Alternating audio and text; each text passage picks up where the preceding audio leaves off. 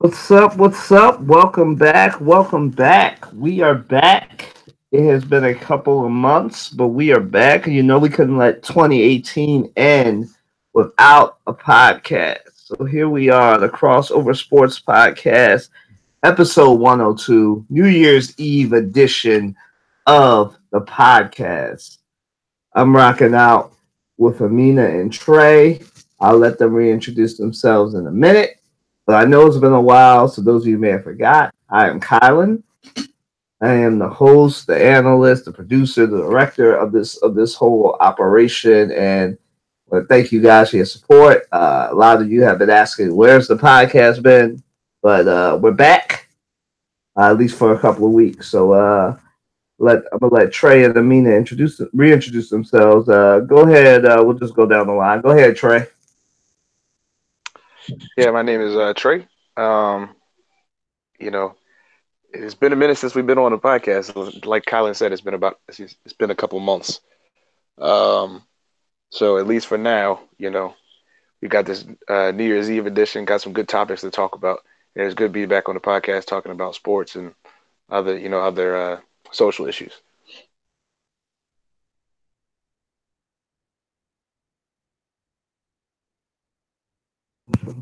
Go ahead, Amina. Hi everyone, it's Amina reintroducing myself to everyone tonight. New Year's Eve edition, as Kylan and Trey have said, it's the last hours of 2018, going into 2019. It's been one crazy, impactful turn of events year for sports, pop culture, and politics all year long since the year got started. And it's come to an end. And we're about to get ready for the next 12-month cycle. And we have some great topics to talk about to close out the year. And it's great to be back to discuss what we do best with everyone.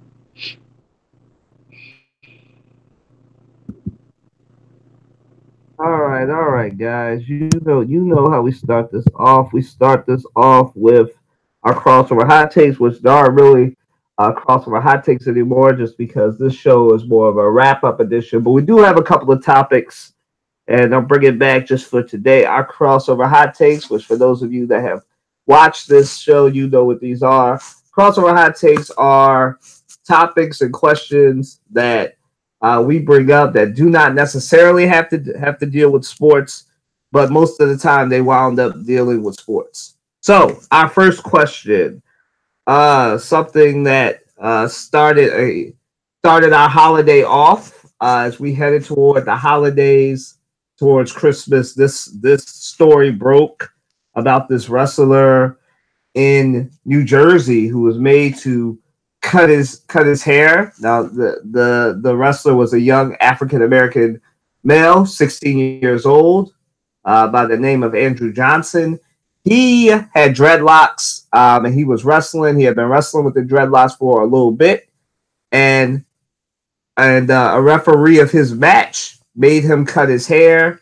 He didn't make him cut his hair. He gave him a choice of either to cut his hair or forfeit the wrestling match. Now, Andrew tried to make the best of a bad situation and decided to cut his hair instead of forfeiting the match. He was a team player and he wound up winning the match. And some of you may have seen that video of him getting his hair cut by a female representative. Some people are confused. They think the person that was cutting his hair was the official.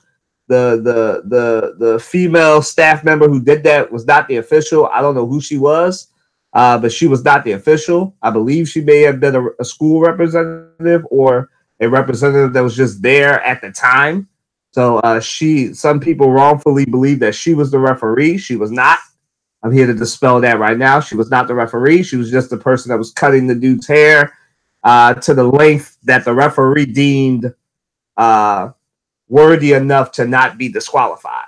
So Mr. Johnson had his haircut. Then he wound up winning the match, and right as of right now, the referee has been fired. In the New Jersey State Athletics Office and their attorney general's office is also looking at a civil rights violation here. So, long story short, I'm gonna pass it to Trey. So, Trey, what was your initial reaction to the video and to this story, especially as more details have come out now, and now that we're a little bit, I think about 4 or 5 days removed now. No, actually 8 now. Well, so initially, I tend not to react quickly when I see things, regardless of what it is and what the topic is. I tend not to. Um, and I didn't with this situation. I looked at it. I read the article. I watched the video. And I also found out some other things. And I don't know. I'm not sure if you mentioned this, but what has been presented is that the official has had prior instances of racism where it was claimed that this official, who's a white male, called another wrestler the N word. Um, and I could be getting the facts wrong, so excuse me if I'm wrong on that. But there was another incident that involved this official who is white and another African American athlete. So, um, and then I believe a parent or a coach got involved in the situation. So this official has a past, right, with situations like this. Now, as regards to the situation with Andrew Johnson and cutting of his hair, there are regulations as far as how long your hair can be. I don't know what those regulations are, and I don't know, you know, just by looking at his hair whether that was too long or not. I do know that based upon the articles that I was reading, uh, typically it's acceptable to wear some type of, to kind of tie your hair up. Now, if you watch the video, you know, Kylie mentioned it as dreads. Probably a better description of it would be more like twists. They're a lot shorter than regular dreads that you would see. It's not Bob Marley dreads. They're very short, and so as far as tying them up, it'd be very difficult. Just because they're not. It's so. So the other alternative, I believe, is that you just cover your hair, right? Um, and I do believe in this situation, um, or any situation for that matter, that the ref was in the wrong for forcing this, basically painting um, or pushing this young man into a corner and giving him an ultimatum. You know, either you forfeit this match, which I don't know, how long wrestling season matches long. Excuse me, how long wrestling season lasts, but I would assume that this is a fairly important match. Either forfeit the match or we cut your hair. Now, as African Americans, we don't play with our hair, especially if you got, that's not something, especially something like twists or dreads. It's not something that you play with, right? So, Andrew Johnson, only 16. He was a team player. He ended up, like Colin said, winning the match. But you could really see in his face, and it kind of made me. That's the part that made me angry. If you watch the video, you can clearly see how dejected he is after the match because he had to cut his hair. He's like he was that much of a team player and that much of a good sport in spite of a horrible situation. Um, and so I'm glad that the ref was well. And here's the other thing about the situation, and then I'll pass it on to Amina.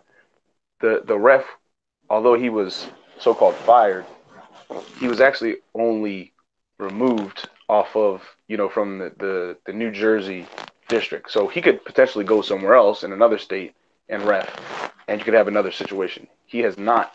It's not like he has.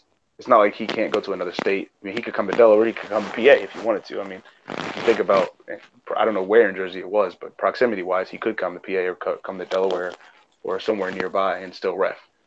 Um, But obviously, the ref was in the wrong. Whether he was racist or not, it wasn't the right decision to make to push, a 16-year-old athlete into a corner and say forfeit the match or cut your hair, because it's just not a reasonable situation to put a teenager into. It's just not a reasonable situation to put any athlete for that matter into.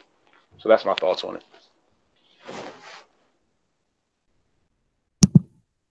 Amina? Can you all hear me? Yep, you're good. Go ahead. Yes. I gotta agree with what Trey just said about the age factor. 16-year-olds, most of them, for the most part, are still in high school, which means that they're teenagers, adolescents, going through situations with self-esteem, confidence, just a different array of situations. Everyone that's on this show at one point was 16 years old. So go back to your life at 16, and gather what goes on in your mind. Being embarrassed by a staff member at school for really no just cause at that age. It leaves a lasting impact on the person, regardless of how old you are in grade school. But the subject at the hand is a 16-year-old, and because of the age, the child is going to remember this for the rest of their life. They're not going to be able to forget about it. How they were filmed for the world to see and embarrassed like that. So uncalled for. The child should have been allowed to continue the match with the hair. And I looked into the case, and they said that you had to have a wrestling cap. It's sort of like a swim cap, but it's a little bit longer, and it usually goes with your wrestling uniform. Now, I did see the video, but I don't recall if he did have one on at the match. But regardless, this is not how you handle situations. This is why youth are going through mental health situations. You don't know how that scarred him because it was done in front of everybody. It was not done in a spirit of dignity. There was no dignity with that, and that's the issue. One of the issues at hand. If there was a legitimate situation with his hair, it should have been handled after the match. Said pulled him to the side with his parents there, not a one-on-one because he's a minor. Pull him to the side with his parents and have a meeting. Say well, the next match is these rules and policies or whatever, and the hair has to be tied up. For the match. That would have been better. Pulled to the side like that. But to do that in front of everyone, people are filming. I can guarantee you, it went on everybody's social media pages. Then it went to the media. We live in a time where things travel. This is not when I was in high school over 10 years ago, where things didn't really get around like they do now. Things get around to the other side of the globe in a matter of seconds today. And people have to be mindful of that. As Trey said, the ref about the district, yes, the, the woman, she's been banned from the district, but still it's unfortunate. She should be banned for life from all student athletics in schools. Because I can guarantee you that this was not the first time a situation like this or other situations have came up. They said that she has a history of racist antics or deeds done to other students. I'm not surprised. This was a bold move. Like the way it was being done on the video. I seen the video the first time at work and during my break, and it was on TV, and I was like, the way that she was cutting this boy's hair, it was not in a dignified manner. It was harsh.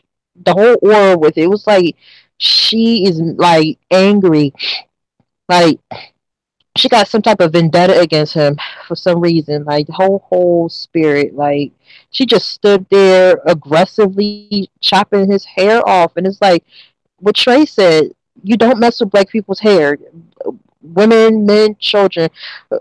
Us black folks, we cherish our hair. We don't let random people touch it.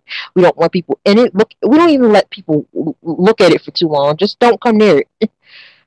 And the fact that she put her hands in his hair is his crown, and it's just not happening. Anybody that has any type of natural hairstyle knows how long it takes to get the texture right, the style, and everything. And she doesn't know how long it took him to get that to where it was, and then he has to start all over. It's not right.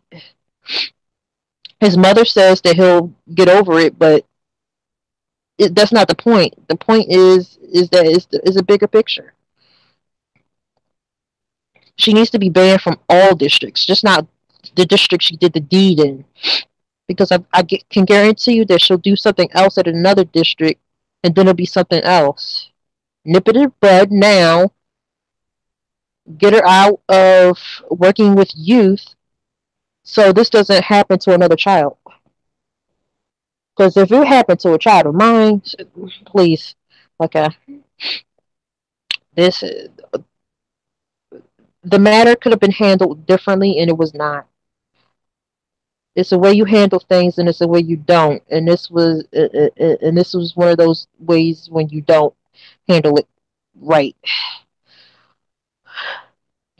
I just pray that he's all right and that he still has a love for wrestling because he obviously does to make it so far in games and matches for I think they're matches. Yeah, to make it this far in wrestling matches in a high school level, he has a passion for it, and I pray that his passion for it does not die out due to this incident. I pray he bounces back and comes back even greater than he was.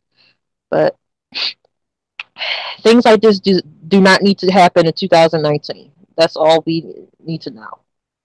Leave it in 2018, please. Thank you. Let me just say, I was when I first saw this video. Trying to be fair to both sides. I was upset just because, as we talked about Trey and Amina really hit on it, the importance of dreadlocks, dreads, braids, the importance of having long hair in the black community is very, very important. It dates back to a deep tradition about dreadlocks. Dreadlocks are really respected. Dreadlocks are up there with braids as far as how they are respected in the black community. And so to have somebody and just so we can get all the details out here because I was doing a lot more research. Some more details have come out. Apparently, the ref was late. Uh, this is what the parents are alleging. So, we'll see. But the parents, through their attorney, came out and said that the ref was late for the match. That their son offered to, wear the cap. Apparently, the cap was there. It was offered that he wear it, but the ref wasn't having it. He wanted him to. He said that it was too long. That the hair was too long and it needed to be cut because it violated the regulations. Now I don't know if somebody's. I don't believe anybody said this, so I'll say it. It can't go below the hair. It can't go longer than the back of his neck. And from the video, to me, it didn't seem like his hair was longer than his neck. It still has some growing to do. And just to see that and a lot of people that I've been reading and the research I've been doing, a lot of people, even Jordan Burroughs, a former Olympian who's from New Jersey as well, said that that's a pretty subjective rule.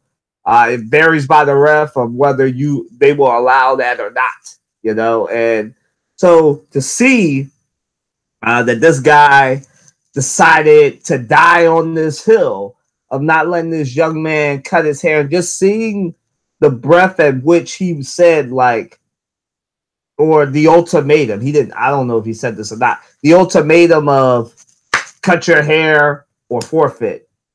I mean, come on, the boy is 16 years old. Obviously, he loves wrestling. You know, I don't I don't know how long he was on the wrestling team. Maybe this is his favorite sport. Maybe this is just what he's been bred to do. He's trained all his life.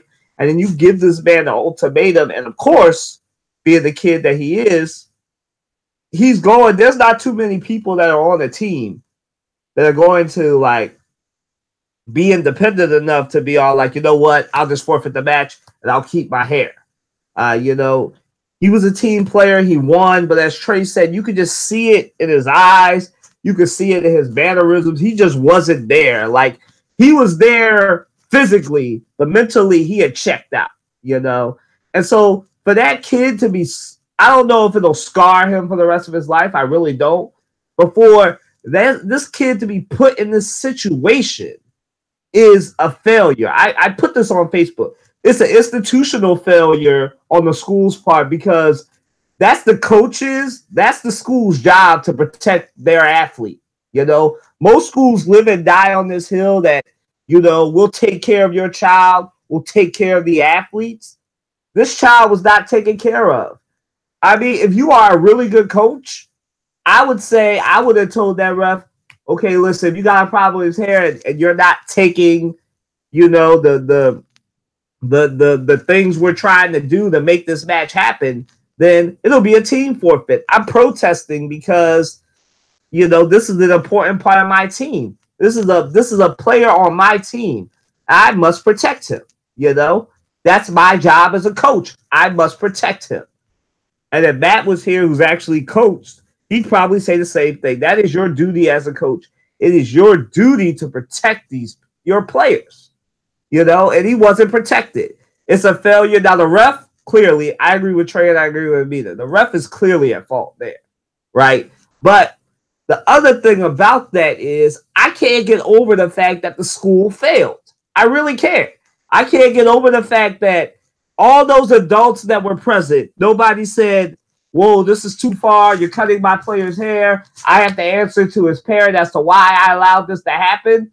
So clearly something was going on here where people are like, if you see the full video, you see them patting him on his back and, you know, giving him encouragement as, you know, he's getting his hair cut. But as a school, I don't understand how you can come to work and say, you know, I'll do everything for you, kid. I'll do whatever it takes to protect you and everything. Clearly you didn't, coach. You know, it's the coach's fault. I Facebooked about this. It's the coach's fault. It's the school's fault. You know, as I said, I don't understand how, just to correct Trey a little bit, he said this to a ref, to another ref who was black. I don't understand how you let a referee with that amount of troubled history ref. You know, like most people would say, okay, ref, take this time off. We're going to investigate the situation. See, I hate when it takes something more extreme to get people to do a job that they should be doing in the first place. You know, now we have way more investigation. Now this guy that lost his job in that school district. But it's just, why did it take all that? Why did somebody have to lose their hair? Why do these parents, and I don't know this for sure, but if I was a parent and this was my child, I'd be suing the school in the district. I'm pretty sure lawsuits are coming. So why does it take all that? It is a shame that it takes all that, you know? And, you know, there's really not much else to say. Trey and Amina really covered it all. Like, it shouldn't take all this. This kid may not ever wrestle again. This kid may have lost his love for wrestling. You know, this kid may have lost his love for sports. Heck, this kid may have lost his love for that school because nobody protected him. It was institutional failures on the school side, the district side, the wrestling league side. It's a complete institutional failure. And for anybody to still have their job, as far as that coach, as far as that girl that cut his hair, nobody should have a job at that point. Like, if this comes up any more serious than it already is, And if they say it's even more of a civil rights violation than it appears to be, then all heads should roll.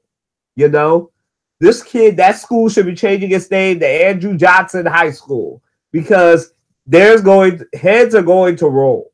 The parents have already hired lawyers, so lawsuits are coming. Heads are going to roll.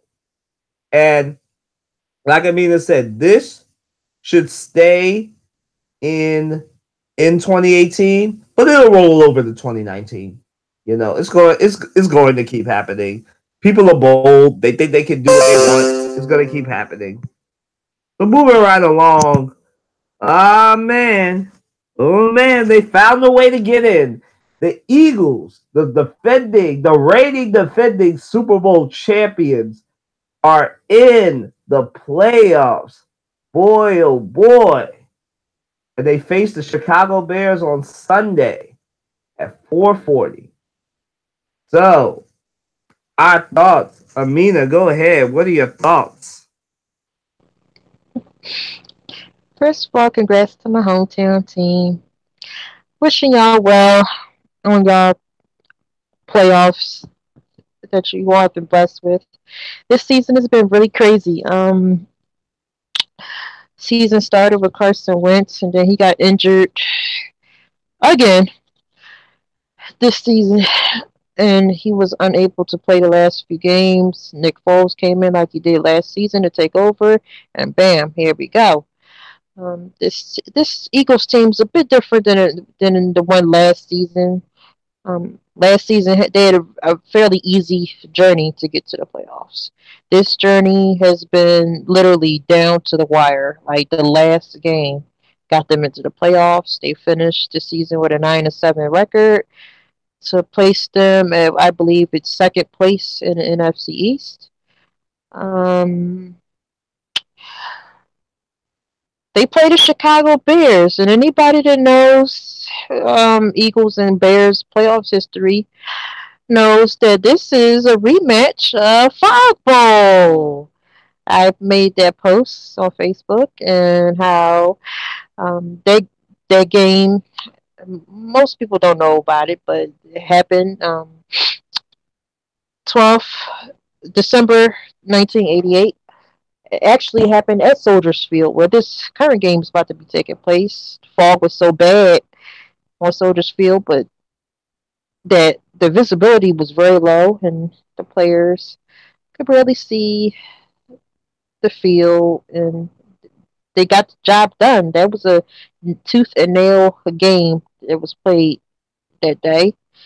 And for a rematch to happen, it goes to show that history truly does repeat itself when allowed to happen. So the Bears won that game in 1988. So with this rematch, maybe the Eagles will actually win this time. Um, the Bears, their defense this season has been crazy. They've been resurrected. They haven't been to the playoffs since 2010, so this is a treat for Chicago Bears fans. Eagles, they're trying to get back to where they were in February past of 2018. If God says that they should be there, they will be. And I wish them well. Saint Nick, he'll be representing on Sunday in Chicago, and God willing, he'll get the job done. Play safe and hopefully come back home with a win to go to the next round.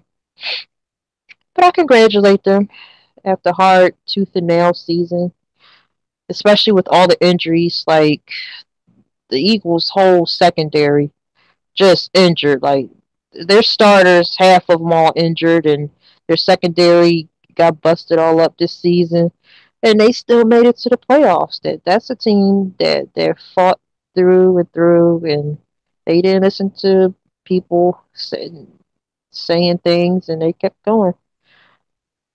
But now that it's about to be the off season, Eagles get to working on their draft and trades because y'all need it to build that roster back up due to these injuries.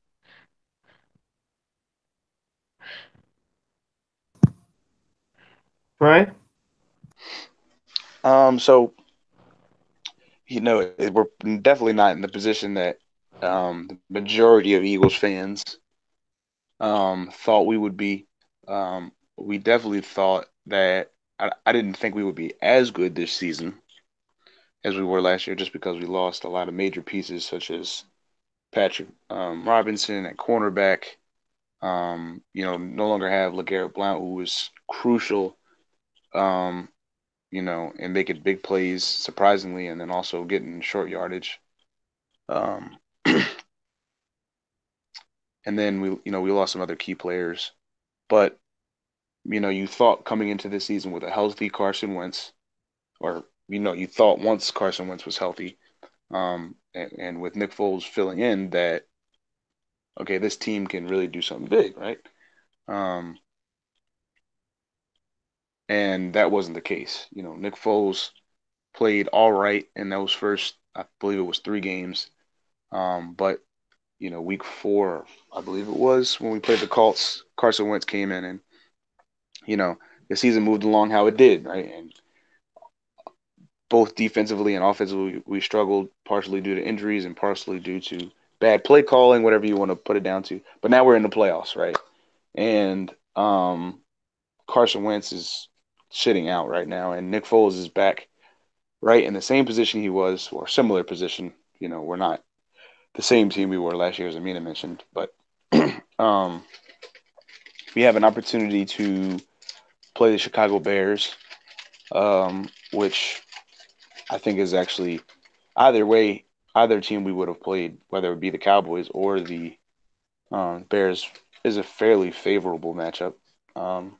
But regardless, the Eagles are in the playoffs, and it literally took until the last almost the last seconds of that Bears and Vikings game to for us to know whether or not they would actually make it in.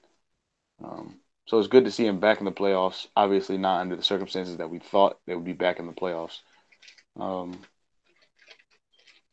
and we'll see if Saint Nick can make some more magic this season during the playoffs. I don't think we're gonna go much further than maybe we beat the Bears, but after that, I think it's it's a done deal, and I think we move on to our off season.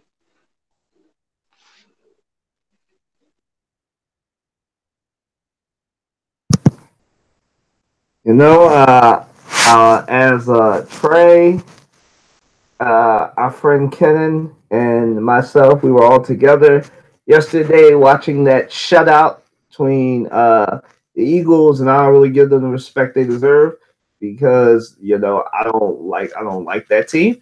But the Eagles and the Deadskins, they were playing. We were all together, and our friend Kenan and Trey remembers this. I'm probably going to butcher the quote, but he thinks that they're going to go on a run now that they're on it. The the Eagles are a very dangerous team, and they've been dangerous because they've been 5-1 since they got hammered, for lack of a better term, against the Saints. I believe that hammering against the Saints really woke them up. And I think what happened was this. This is the one stat you need to understand. The Eagles defensively have been the same team that they were last year. They've been playing very much exceptionally well on defense. But offensively is where the drop off happened. Offensively, the Eagles averaged about 30 points per game last year.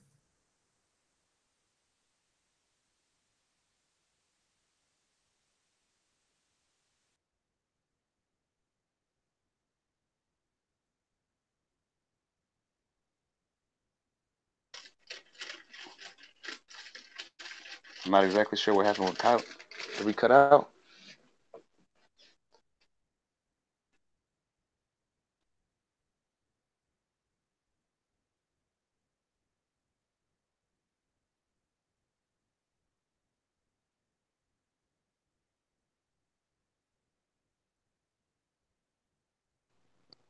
It might be his internet connection. I don't know. Something. Yeah, I'm not sure either. Can you hear me, Amina? Yeah, I can hear you. Oh, I don't, He I was. don't know. I don't know what happened with that. So I'll just continue what he was saying because I kind of know where he was going with that. Last year the Eagles averaged around 30 points a game. This year, I believe we're averaging uh, around 24. Now that's gone up in the last couple games because we put up 30. I want to say 34. We put up 34, or no, 30 against the Rams, and then we put up 24 yesterday. So it's been pretty steady the last couple games. But Eagles are in an interesting situation because, as Kylan was mentioning, defensively, I think towards the middle of the season, it was a low point for the defense. Just because we had so many injuries this season. And it looks like everybody's having uh, internet connection issues. It really looked bad towards that middle point of the season, especially after losing to the Cowboys, that big blowout loss to the Saints, and that another just like heartbreaking loss to the Cowboys in overtime. Yeah, it looks like Kylan is back. I can't even. Kylan, you there? Okay. All right. I was kind of continuing on what you were saying, but you can go ahead and continue your thought. Yeah, sorry guys. Was it your internet? Yeah, it was Yeah, that's what I thought. apparently there was a whole temporary freeze in my house right now. I don't know what happened, but we're back. Uh yeah, so you had 28.6 points being put up by the Eagles now, whereas earlier in the season they were putting up 21.6 points per game. And like I said, some people think that's the Nick Foles effect. I just think it's because Doug Peterson, for whatever reason, he's a safer, I don't want to say safer play caller, but he calls a more conservative game with Carson Wentz than he does with Nick Foles. I don't think he I don't think I don't know. I don't know what it is, but I don't think he necessarily like. I think it's because Carson Wentz can do everything that Doug Peterson is more loose with the play than he is with the play calling for Nick Foles. When he does the play calling for Nick Foles, you can just see that he calls the game towards the player that Nick Foles is. Whereas with Carson Wentz, because Carson Wentz is a once in a generation player, he just calls whatever and thinks just like Aaron Rodgers, just like Tom Brady. I'm not saying or Drew Brees. I'm not comparing Carson Wentz to those type of players. I'm just saying because Carson Wentz, we've seen it for the last 2 years. He can do just about anything. He makes throws that all those players can. And just the fact that he can do that, I think Doug Peterson just calls the more loose game. Just when Nick, and when Nick Foles, he calls a more Nick Foles personality game.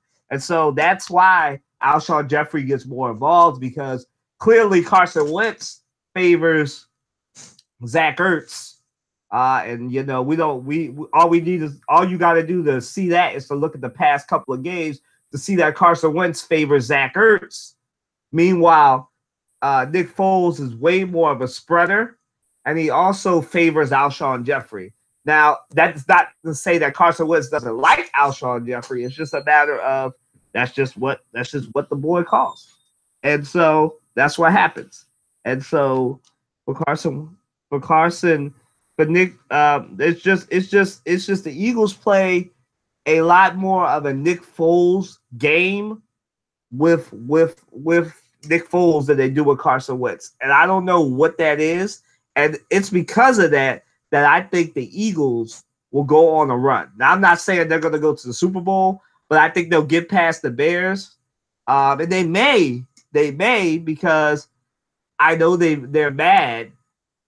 They'll at least have a better showing against the Saints than they did the last time. And they may even beat the Saints because the Eagles own real estate in the Saints' head. Like these two teams that the Eagles own real estate in, the Saints and the Vikings. The Vikings, we don't need to rehash that. Everybody knows why why the Eagles are in the Vikings' head. They beat them, destroyed them, won a Super Bowl in their city. The Vikings had a chance to eliminate the Eagles and they choked it away. And for the Saints, the Saints are like your ex girlfriend. They just can't get over the fact that they lost to the Vikings, and they feel that they would have beat the Eagles if they would have gotten past the Vikings, and they can't get over the fact that the Eagles have a championship that they feel belongs to them, but it doesn't. It has the Eagles name on it. It's right here at Lincoln Financial Field in South Philly, and they're upset. I'm telling you right now, if they get past the Bears, they will give the Saints a scare in the Mercedes-Benz Dome next week. But first things first, gotta get past the Bears, and that's going to be a challenge. But I think the Eagles can do it. I think they're going on a run. They've gotten it together defensively, and I think they will do enough to get past the Bears. Matt, we're talking about the Eagles and whether you believe, how far do you think they will go? Go ahead, man.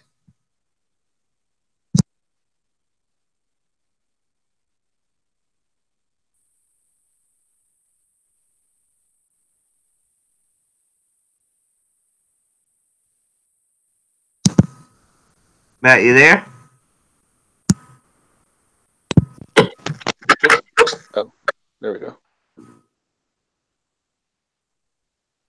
Looks like he's there. Just can't hear him. Okay. Well, while Matt gets that fixed, here we go. Here we go. Yeah. Let's put it this way.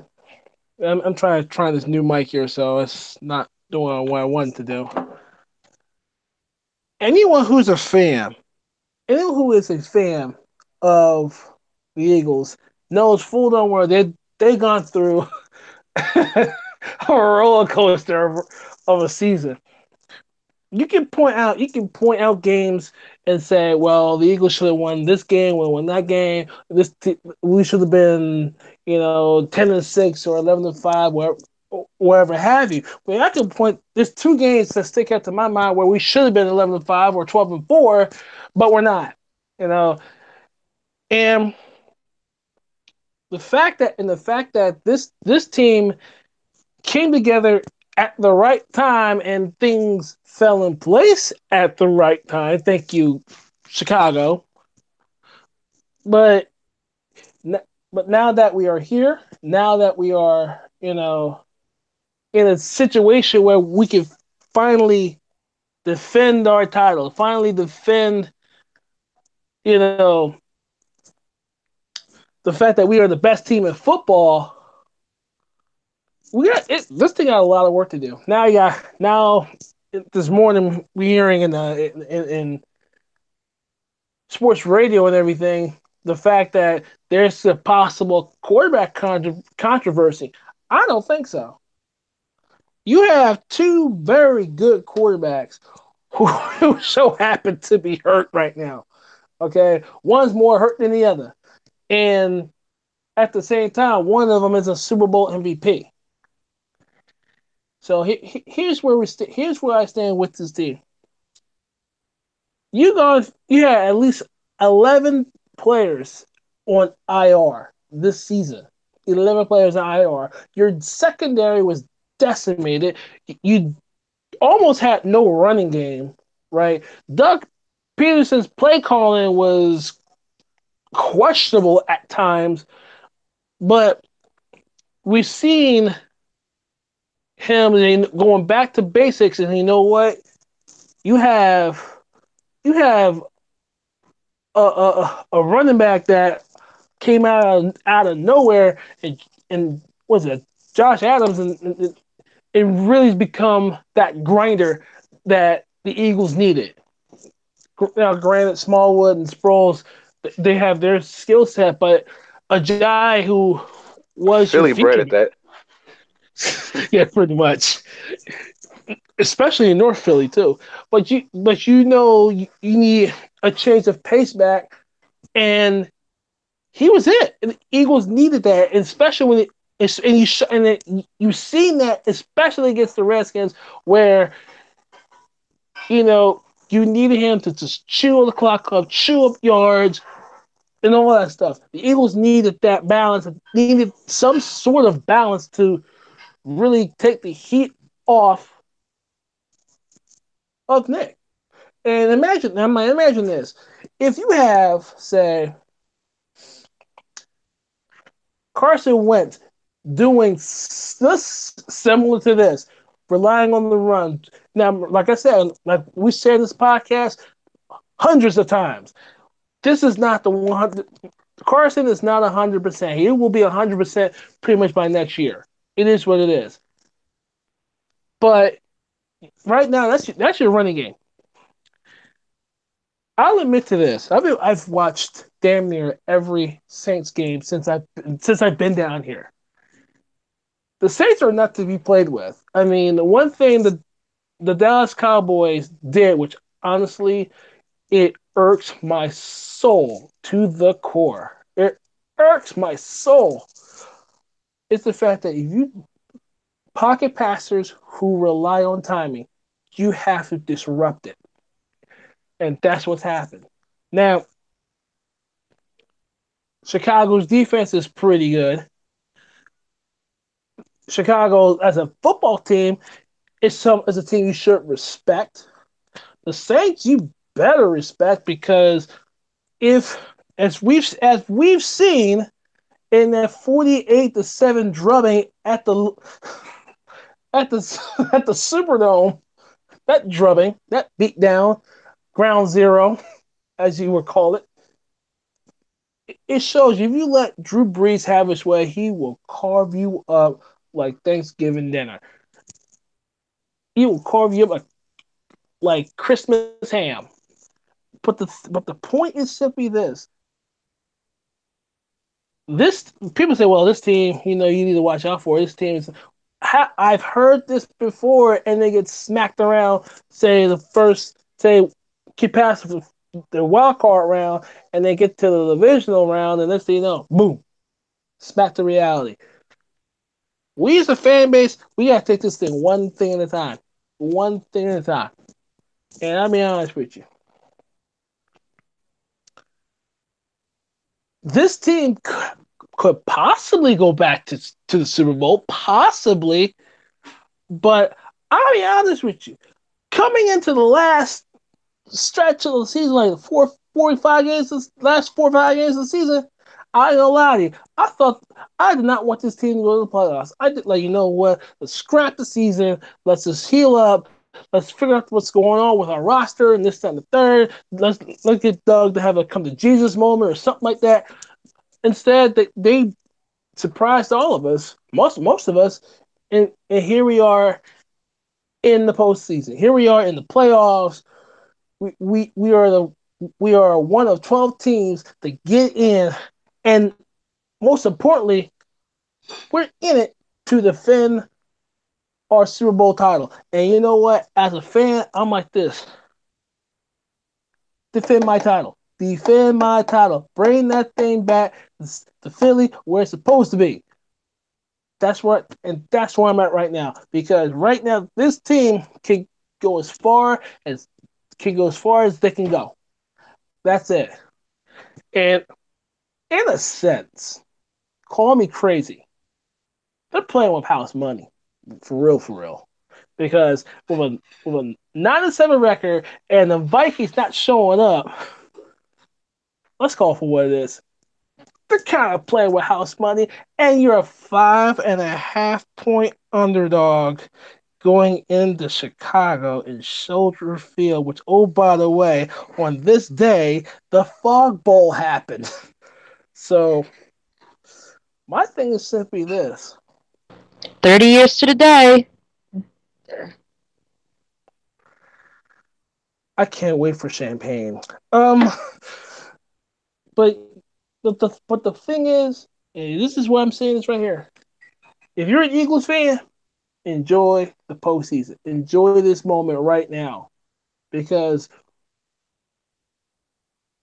we don't know where this thing's going to go. And oh, by the way, those ski masks, I'm feeling the ski mask. I'm feeling it a lot. And the fact that you're a 5.5 point underdog, which is the biggest spread of the 4 games that are playing on this coming weekend, you know what? I don't mind the disrespect. Okay, go. We've been here before. We've seen this before, and keep disrespecting this team and see what happens. All right, well, moving right along then to our last two questions before we get into I should say last three. Our last three questions before we get into our 2018 wrap up. What are the improvements, guys, that the Sixers need to make to be a force in the East? I'll start. Um, One, the Sixers have to definitely do a better job of finding a way to balance what Joel Embiid does well and what Jimmy Butler does well. Now, Joel Embiid made headlines because he's been chirping a little bit more than he does normally, and he's been calling out Brett Brown and whoever else runs the offense at the Sixers for not using him properly, especially now that they have Jimmy Butler. Now, some people misconstrued that to say he was saying that he hates Jimmy Butler and da da da da da, but he wasn't saying that. He clarified and said, "I'm saying that I have a problem with the way they are using me, especially in late games where we need to win." Case in point, the Celtics game. The Celtics game. The one that they should have won, but they didn't find Joel Embiid or Jimmy Butler, and we wound up losing in overtime. They got to do better. You got to understand that this is not Allen Iverson all over again. We have a once-in-a-generation talent that's taller and more of a unicorn than Allen Iverson ever was, and we cannot waste Joel Embiid. This is not going to be a Shaquille O'Neal and Orlando situation. We're not going to waste Joel Embiid. You got the Brett Brown either needs to get off the pot or sit on the pot. He's got to figure out how to use the big man, how to use him well, how to balance Jimmy Butler and Ben Simmons. You got to do something. That's one. The second thing, Ben Simmons is not a point guard. I'm tired of it. Ben Simmons needs a jump shot, and he needs to realize he's not a point guard. Get in that small forward position and let somebody who's actually a point guard run the offense. I don't care if we have to trade for freaking Kemba Walker. That man is not a point guard. I know most Sixers fans are yelling at me because they're saying, but he can pass so well. He does so great. He's like Russell Westbrook, man. I like Russell Westbrook. Russell Westbrook does what he does very well, but he turns the ball over way too much. Him and Joel Embiid combined for way too many, for a significant portion of our turnovers because they're both pass so lackadaisically. It pisses me off to no end. So we need to get Ben Simmons off of the 1 position. He needs to go back to the 4 position or the 3 position. He needs to go be a small forward. That's what he is. He's 7 foot. Go be a small forward. And for gosh sakes, get a jump shot. I've seen you in the practice YouTube videos. I've seen the videos. Get a jump shot. Stop being so scared. Shoot the ball. Our problems will go away if he gets a jump shot. That's another one. The other thing, can we get a power forward? I love Wilson Chandler, but he's not a power forward. Can we get a power forward who can shoot, spread the floor, and can play center and spell Joel Embiid? I'm sick of seeing these games where Joel Embiid can't play the next game because Brett Brown is trying to do his best Tom Thibodeau impression and play him dang near 40 minutes. Okay? Another thing, cut down on the turnovers. 4 things. We need to cut down on the turnovers. We need to find a power forward who can spell Joel Embiid. Thirdly, we need to get Ben Simmons a jump shot, and we need Ben Simmons at the small forward position where he belongs. Fourthly, we need a consistent scorer that's not JJ Redick who can create their own shot. We need a guard, a scoring shooting guard, or a dual threat point guard.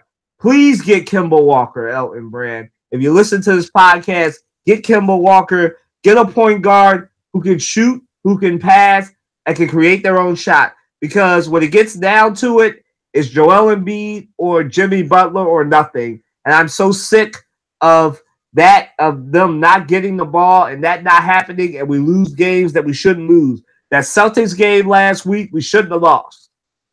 The only reason we lost is because Jimmy Butler and Joel Embiid didn't get the ball when they needed to, and the Sixers got tired and had a power outage. Passing it off to Matt. Go ahead, Matt.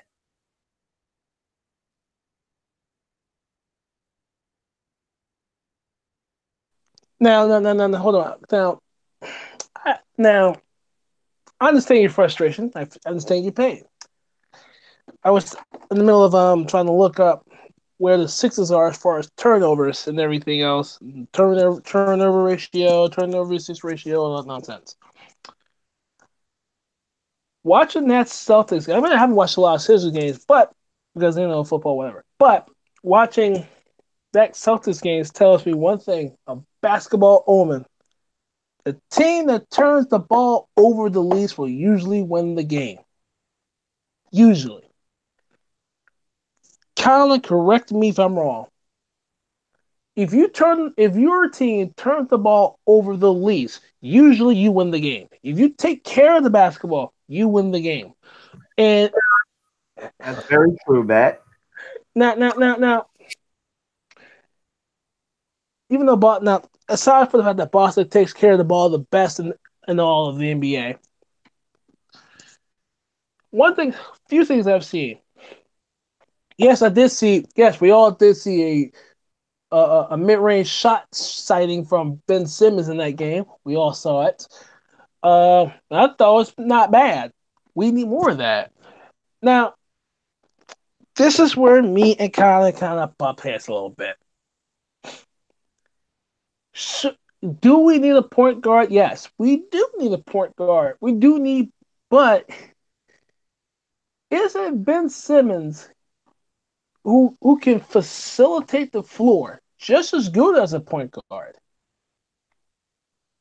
Who can spread the floor out offensively to hopefully create a shot or two, or create a lane even.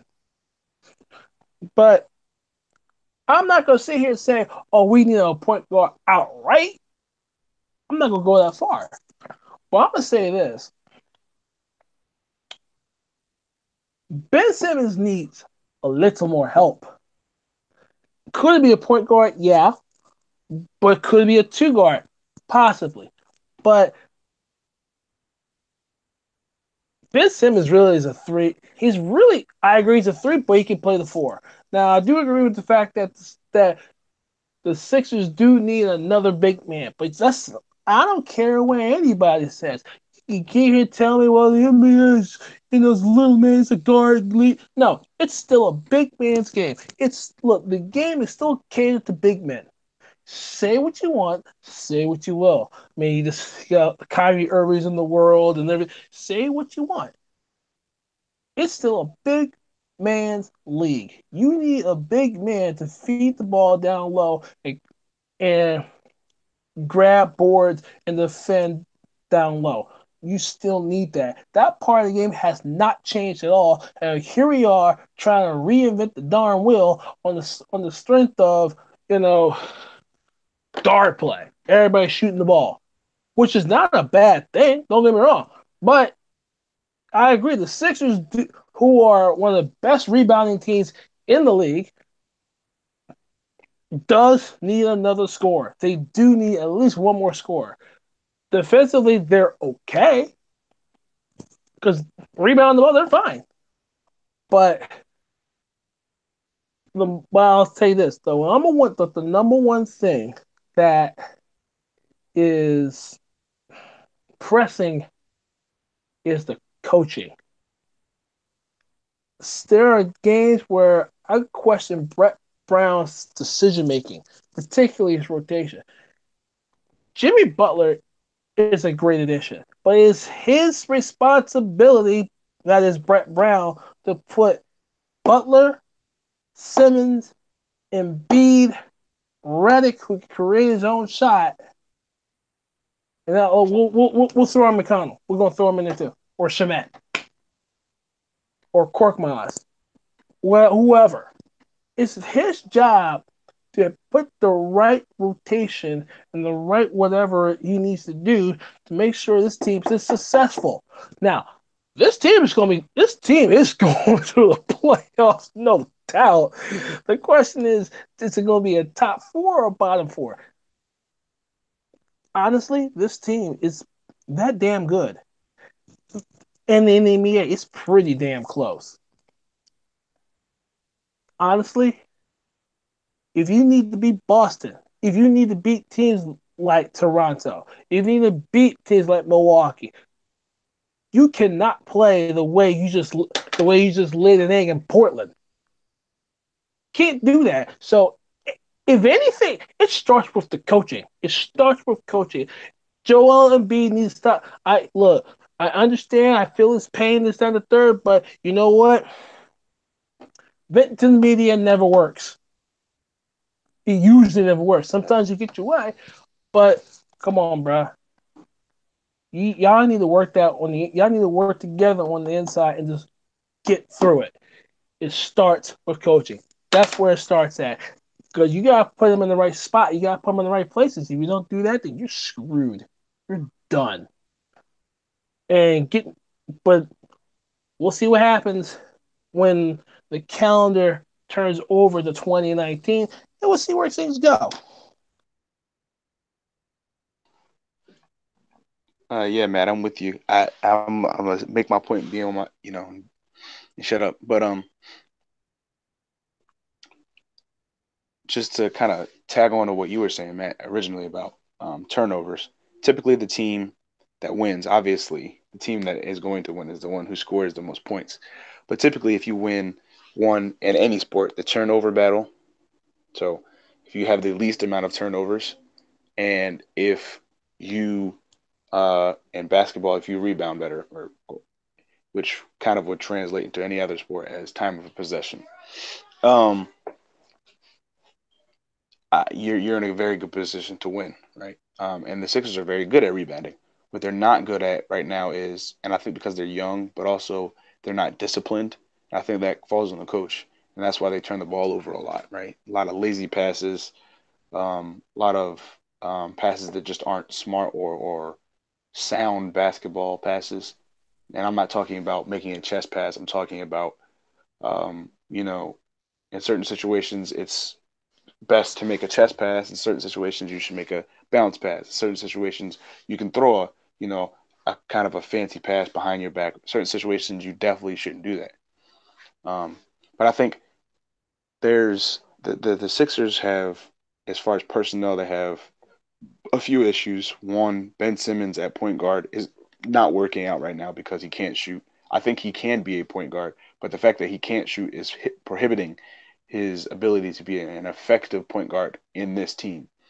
You look back at players who didn't have a great jump shot. I mean, you look back at Magic Johnson. Magic Johnson wasn't a great jump shooter, but he had a jump shot, and what it did for him was it forced defenders to say, okay, although he's not a great jump shooter, I'm gonna play up on him because I know that he can hit, a 16, 17-foot jumper. With Ben Simmons, the issue is that that's not happening, right? You know, he it's not even that he can't shoot. I think that he probably could consistently hit a 16-foot jumper, 16, 17-foot jumper. He won't shoot it. And so until he is, I think I agree with, I think it was Kylan was saying, move him back to that power forward or small forward, wherever the three or the four, and let him be a point forward. Um, let him do that, right? But he's still playing on the floor as far as numbers go. He's the three or the four. Um, I think the Sixers need to go get, because since they traded away a lot of their depth in Dario Saric and Roko, however you feel about those players, they need to replace that depth in the offseason or before the trade deadline, for that matter, because you need somebody that complements at the power forward position who complements Embiid, and in certain situations, as Colin was saying, to come in and actually give Joel Embiid a little bit of a break and play center for a little bit. Preferably somebody who's a little bit more athletic and can not necessarily don't necessarily have to be a 3-point shooter, but maybe can hit that mid range jumper, um, and play, um, play opposite Joel Embiid. The other thing that they need is they need a true point guard, right? I like T.J. McConnell. Um, he's he goes all out. He's got that Philly mentality. I'm gonna go out, blue collar type player, um, but he's not a great player, truthfully, and he's not the answer at point guard. So what the Sixers need to do is they need to go get somebody who, um, can shoot. Right, you need a bona fide. You have JJ Redick, but the problem is they don't have a bench, right? So you need somebody who can come in and be a a scorer at the point guard position, but also is going to come in and play defense, right? Whether that's at the point guard position, shooting guard position, small forward, you need a 3-and-D guy who can also handle the ball, right? You don't find those a lot. Zaire Smith could be that guy. We don't know whether or not he'll develop a jumper, over these next months and into next year whenever he plays. Um, but I think those are some of the major issues. The coaching, Brett Brown has to be better coaching these guys up, at practice, making and you would think this is already happening just because he was on Popovich's stats for so long that they're making sure that they're making sound basketball players, smart basketball plays, and that they're not turning the ball over, which for the longest time the Sixers were actually very, very good at. I mean, even when we were bad, we were, you go back 5, 6, 7 years, there was a stretch where we were one of the best teams in the league, even though we weren't playing very well, that we didn't turn the ball over very much. And we got to get back to that. The Sixers need to find somebody at the point guard or shooting guard position other than Jimmy Butler, obviously, who can handle the ball, can potentially play defense, but can shoot is the key. And they need to, Brett Brown needs to sit down with Ben Simmons and say, hey, look, we know you've been working on your jump shot. What I need you to do is buckle down and say, look, I'm going to take a jumper, right? I don't care if I miss it. I'm going to take a jumper because then what that does is it makes the defense honest. So, you need a scoring point guard, all around point guard, really, is what you need. Ben Simmons has the shoot, and you need a power forward that can play next to Joel Embiid and give Joel Embiid some sort of a break during the game. I'm not sure if Collins back, but I think it's Amina's turn to go ahead.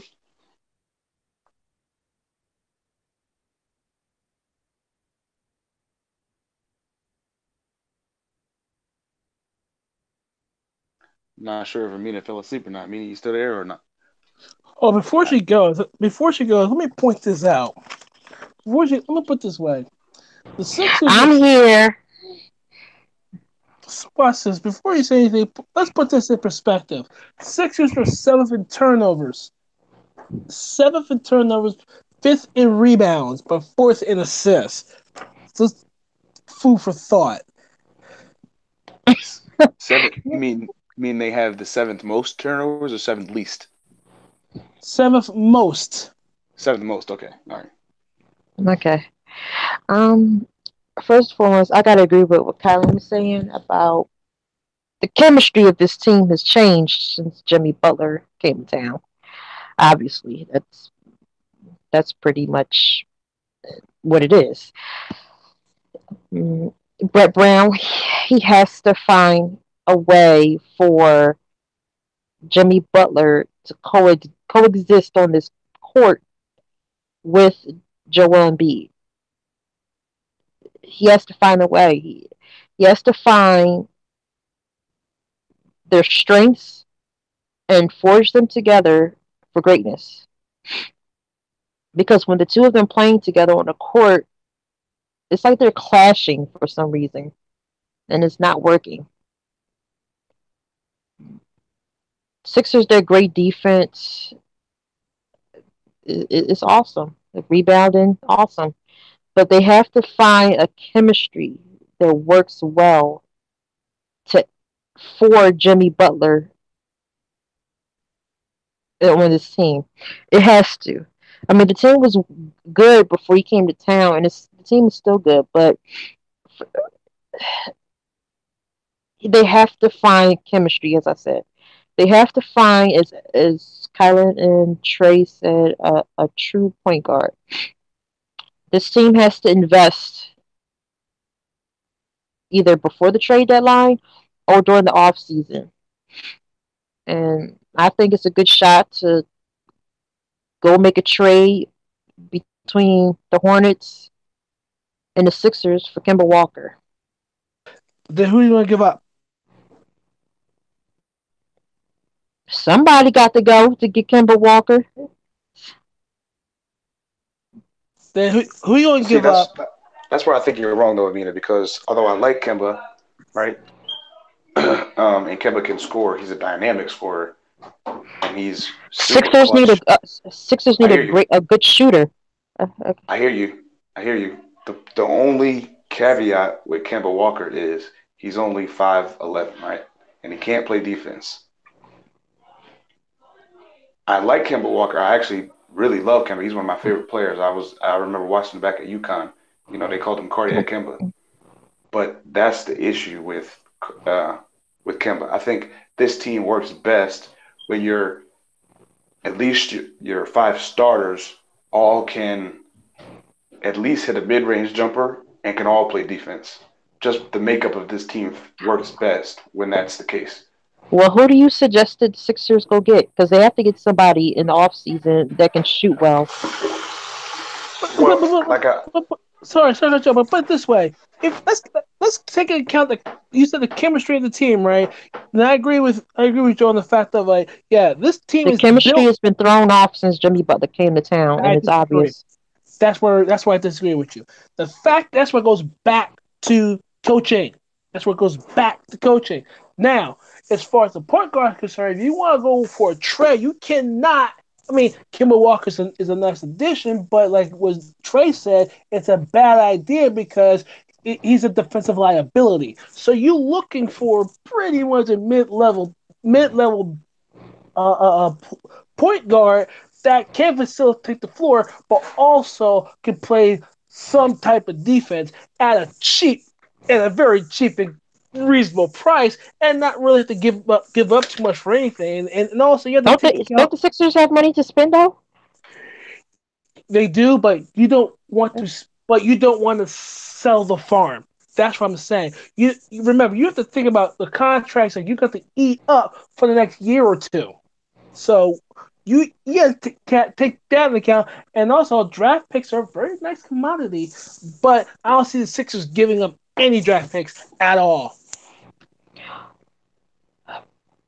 And another thing, me and Kylan were talking about Sixers off air, and he was saying that if Brett Brown doesn't get this team together by the end of next season, we was in talks that maybe it's time that the Sixers do what the Warriors did in 2014 and get a new coach.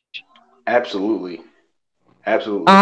And Um, if they don't make the play, and if they, I'm gonna state my case before people come at me here. no, no, no, I agree with you. I agree. Um, my Warriors before 2014, Mark Jackson was our head coach. He drafted Steph Curry, Klay Thompson, Draymond Green, and he traded for Andre Iguodala from the Denver Nuggets, where he spent one season.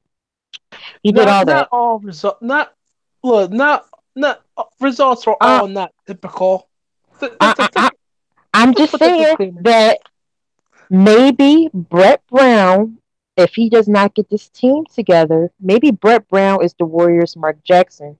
Maybe it's up to another coach to come after him to lead you all to a championship. Everything isn't meant for every coach. Some coaches is meant to get a team playoff ready. Some and other coaches are meant to get a team championship team ready. But Kylan and I were talking, and we were saying that this season and next season are truly test times for Brett Brown. If he doesn't shape up, he's going to be shipping out of Philly, and they're going to find a coach that's going to get them to the promised land and get them first title since 1983. You can't keep a coach on a roster for 5, 10, 15 plus years, and the team isn't going anywhere. Yeah, look at Utah. They did that with Jerry Sloan. Come on, now Something. And, we've how many seen titles this does Utah before. have? How many players? We talking about how many players other than Stockton them alone? I see it. Chips, titles. How many rings does the Jazz have? But you think about this. It's the continuity. Well, it's the continuity and the chemistry. None. But it's the continuity and the chemistry of the whole thing. Now, This team, the Sixers, they have to draft well. Do not do what you all did with Mikal Bridges this coming draft. Do something. Do something spontaneous this offseason and trade for somebody that no one expects you to get. Yeah. Remember, the NBA draft is a crapshoot. It's not like the NFL where Yes, we know. you get I'm quarterback. just saying that It's a crapshoot. this Come on, team this team has to learn how to shoot, and it has to learn how to shoot now if it wants to go somewhere. And if Brett Brown is not the coach to get them to the promised land, then hey, the front office, they need to come to heads, and they need to have a meeting to look for a replacement. wait, let me throw some stats at you. Remember, the Sixers are right now 10th in field goal percentage. The Sixers were 6th in points with 114 per game. The fourth in assists of 26.7 and fifth in rebounding. I don't see like at this. The team is good, like I said. Jimmy The Butler team is good, but they're not great. They could be great, but they're not there yet. look. This is where we're pretty much midway through the season. Midway through the season. We know that this team can beat Toronto. This team, when they get their heads out their asses, can beat Boston. They can beat Milwaukee. They can beat anybody. This we have seen this. We know they can do this. It's when they play lackadaisical defense and just throw the ball away and not take care of the ball. And there's been nights when their free throw shooting has been abysmal. When you take care of business, you can beat those teams. But when you turn the ball over, have bad shooting nights, which will happen, and you don't play no defense, like last night, there you go. and the games they lost with the Nets this season, and losing to the Cavs. It goes back to what I said earlier. It goes back to coaching. Right, and like I said, and like Kylan has said off air, Brett Brown, he may be the coach to get them to this point. But after next, but after, but after next season, at the end of next season, when it's all said and done, when we're looking at the following season, off season, if Brett Brown is still where he is, Sixers need to be going on a little scavenger hunt for their next coach. Hey, but let's not get on our Philadelphia boats. Sixers, they need their own Pat Riley, Phil Jackson, Popovich type situation going on. All right. I think Trey had something to say too on that coaching thing. Go ahead, Trey. No, I didn't have anything to add. I was just agreeing with Amina about the fact that if if at the end of the season, even at the end of this season, if the Sixers aren't in a position, in a favorable position, meaning that they haven't improved as a team at the end of this season, I think he might get fired. But if they've improved or they've at least stagnated at the end of this season, he's got one more season and you got to fire him. I think the situation in Golden State was a little bit different a situation. I do not believe that Mark Jackson should have been fired. I think it was some political stuff behind the scenes that Mark Jackson got fired for. I know it's a similar situation, but that's just my opinion. I do agree with Amina about the whole idea of if Brett Brown is not able to move this team forward and improve and develop some more players, trade for some more players, sign players, whatever you got to do, Brett Brown's got to go. Unfortunately, you know, Sixers, they need their own Steve Kerr at this point to get a chip.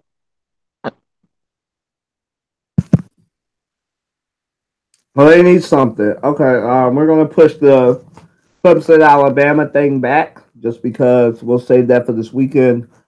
All right, guys, the most pressing one and the last one. This should cause some debate. Should the NCAA playoff expand to 8 teams? Go ahead, Matt. The hell, it should be expanded to 18. What kind of question is that? Should be expanded to 18. It should be expanded to 16 as far as I'm concerned. Look, look. Let's take a look at the power conferences we have right now. Okay, you have in football, Big 12, Big 10, the SEC, the Pac-12. Okay, just for starters. Okay, Big 10, Big East. We're not counting ACC. Screw them. Um, those those power conferences. They, the tops of them should go.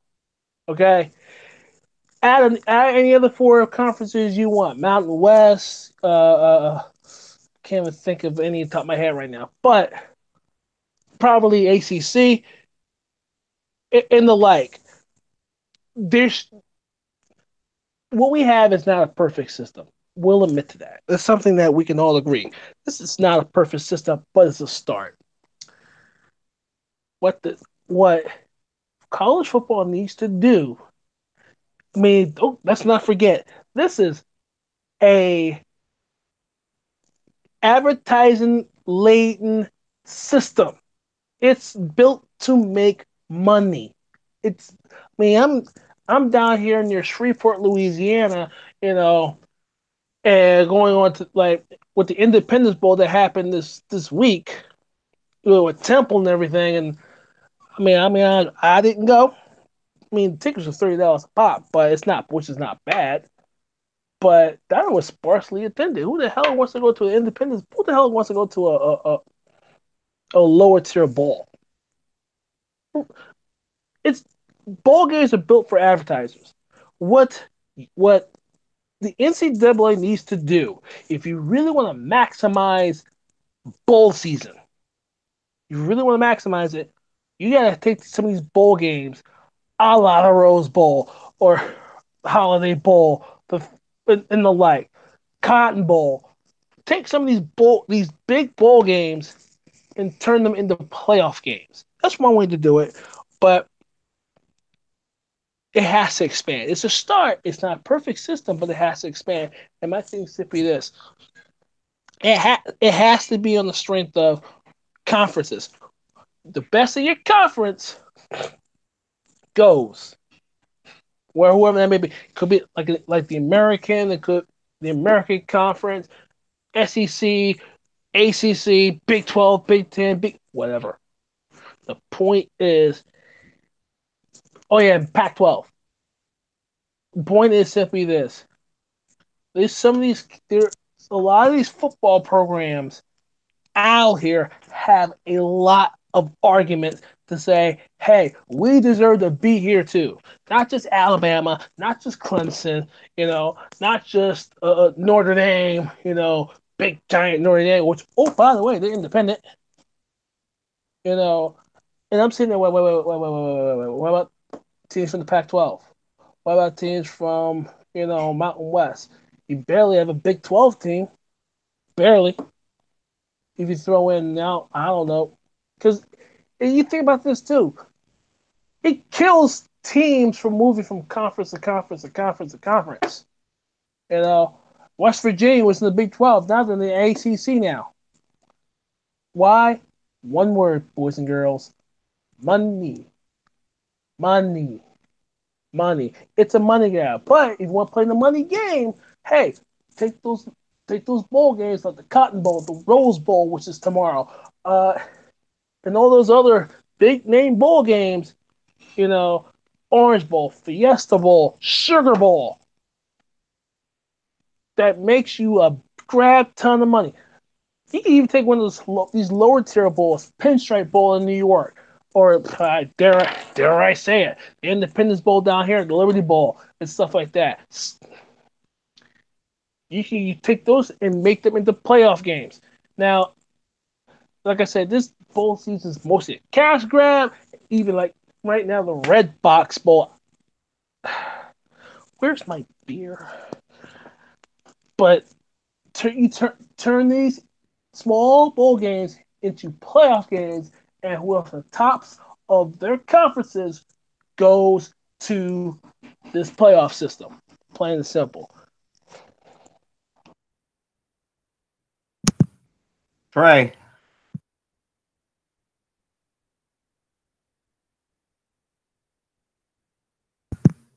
Um, I, yeah, I think they should expand it, and it probably needs to be expanded to 8 teams. I mean, maybe you go to like 16, but I think that might be too much. Um, so yeah, I mean, I would expand it to 8 teams, and I think that's the perfect number. I do kind of like that idea. What Matt is talking about, how you make some of the what you know the lower end bowl games into playoff games.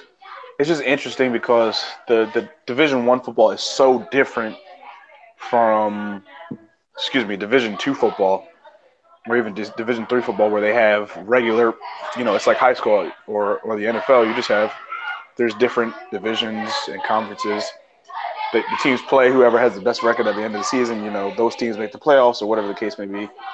And you have a different seeding, and they play playoff games. And then whoever those certain teams make their way up the playoff tree, and whoever comes out on top is the champion of um, of the league, of the so-called league, as we would put it. Um, I, personally, the last, I think, what has it been, 4 years now or 5 years that we've had the playoff system rather than the BCS National Championship. You know, we've had some. It's been hit or miss. But it was hit or miss with the BCS National Championship as well, as far as competition level in those games.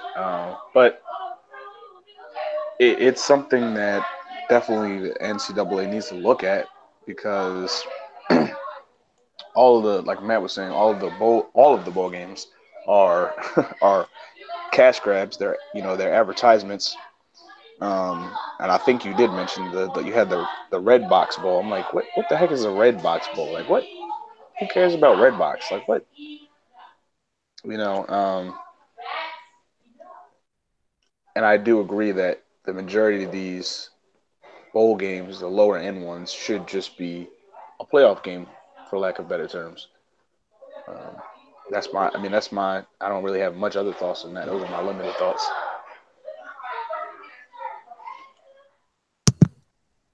Mina? I agree with what everyone said. It's pretty much in a nutshell. Expanding what has to showcase um, more teams' talents postseason to get better product for the end result that people want. And I think it would be good for advertising and endorsing schools that will be showcased in a expanded postseason. So that's the option. Start off adding two more, then the next season two more, and see how it goes.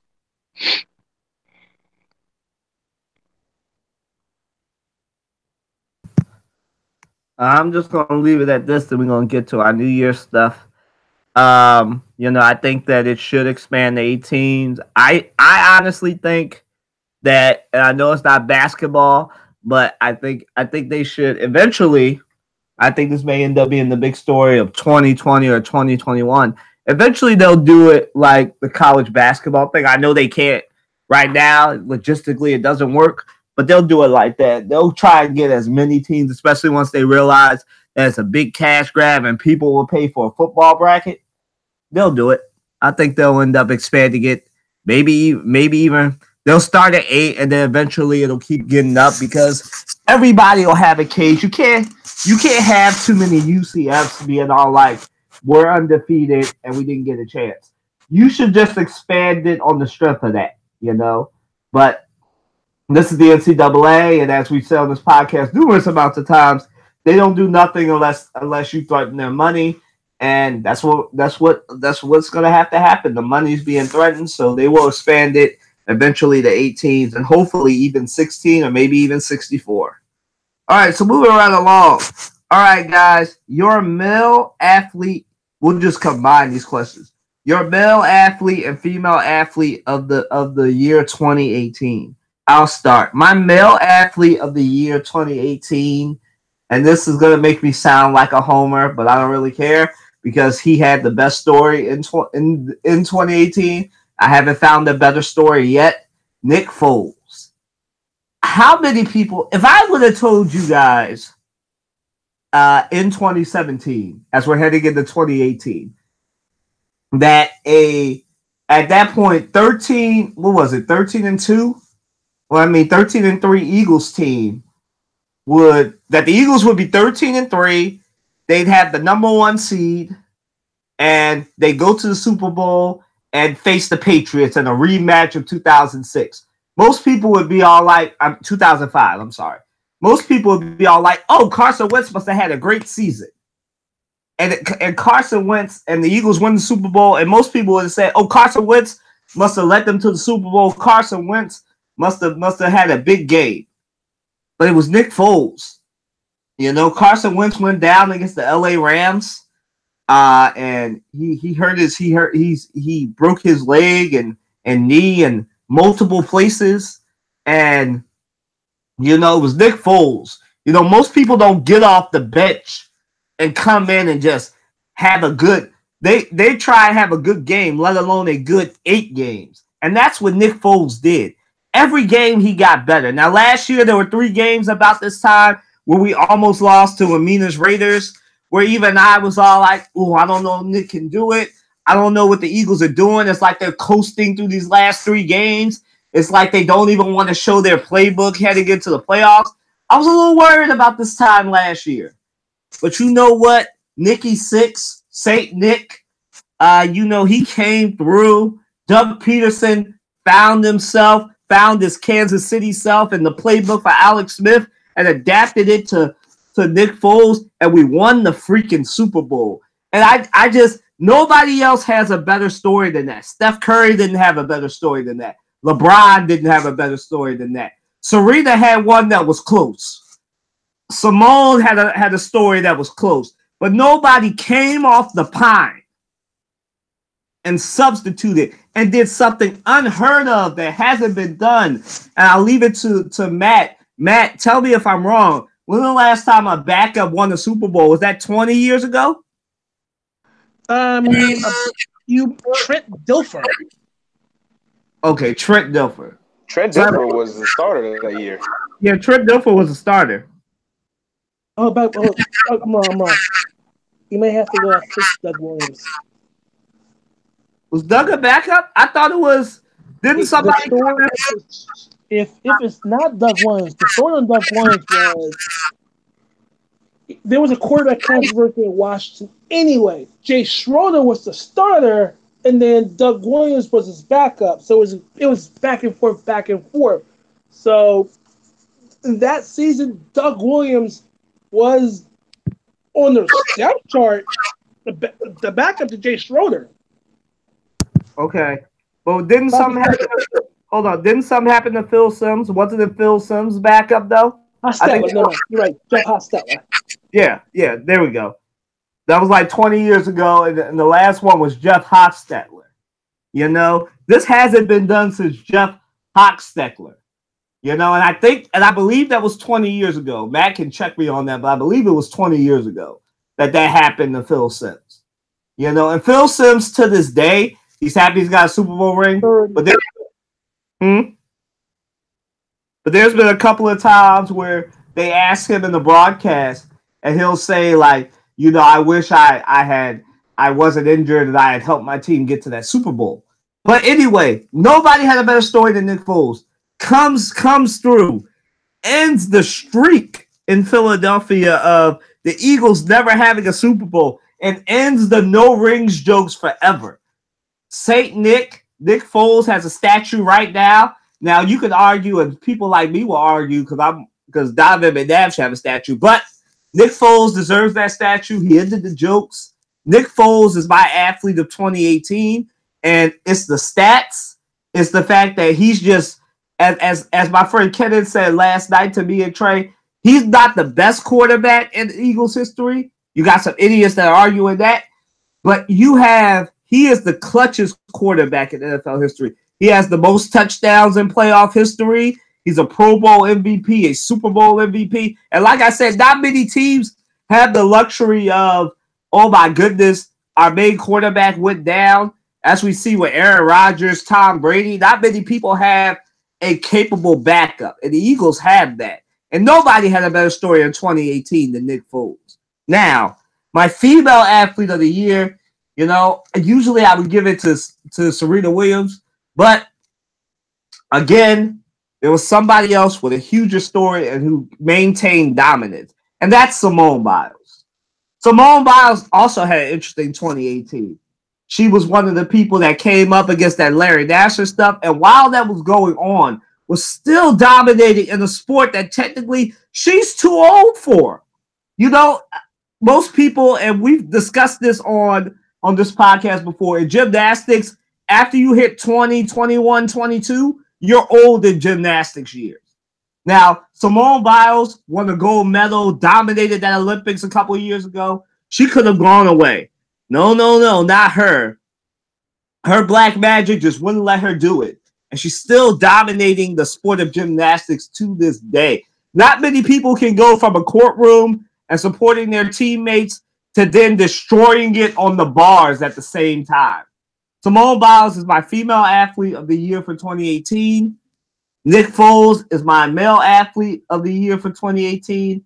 I'm going to pass it to Matt. Go ahead, Matt.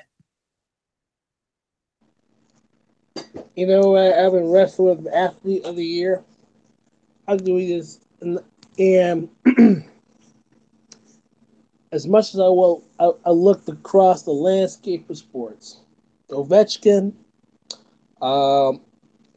Giancarlo Stanton, which is just tearing the ball apart with the Yankees. Steph Curry doing Steph Curry things.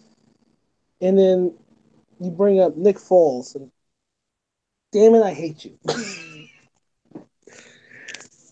Nobody, if you were athlete of the year, that man,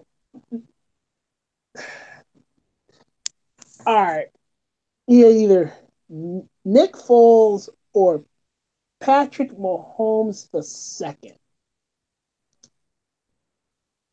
And here's why. Patrick Mahomes, which, by the way, for those of you that don't know or lived under a rock or forgot who life is, his daddy played for the New York Mets and the Detroit Tigers. And I think the Twins too. But the way he came out into the way he came out and dominated the position. I mean, that's one guy I could look at. But if I'm saying, okay, who Matt, stop beating around the bush. Who is it? Your athlete, my athlete of the year, male athlete of the year will have to go to Drew Brees. That'll be Drew Brees. Let me tell you why. Drew Brees literally is having an MVP year. This man has not won an MVP yet. At all. Think about this. A man, people of his age, unless your name is Tom Brady or Montana, you're at the tail end of your career.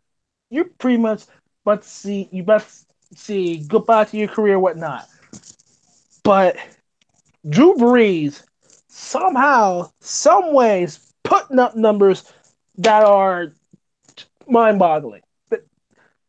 And you had the Saints at a first home field advantage throughout the course of the playoffs. You rattle off a win streak, which I'm looking at these games down here. I'm like, you struck fear into an Eagles fan's heart here, and I'm like, I don't want to face this team during the course of the regular season. I don't want no parts of it. And then you go ahead, Eagles go down to New Orleans in the Superdome and they come back to Philly International with red backsides, all because Drew Brees did Drew Brees magic.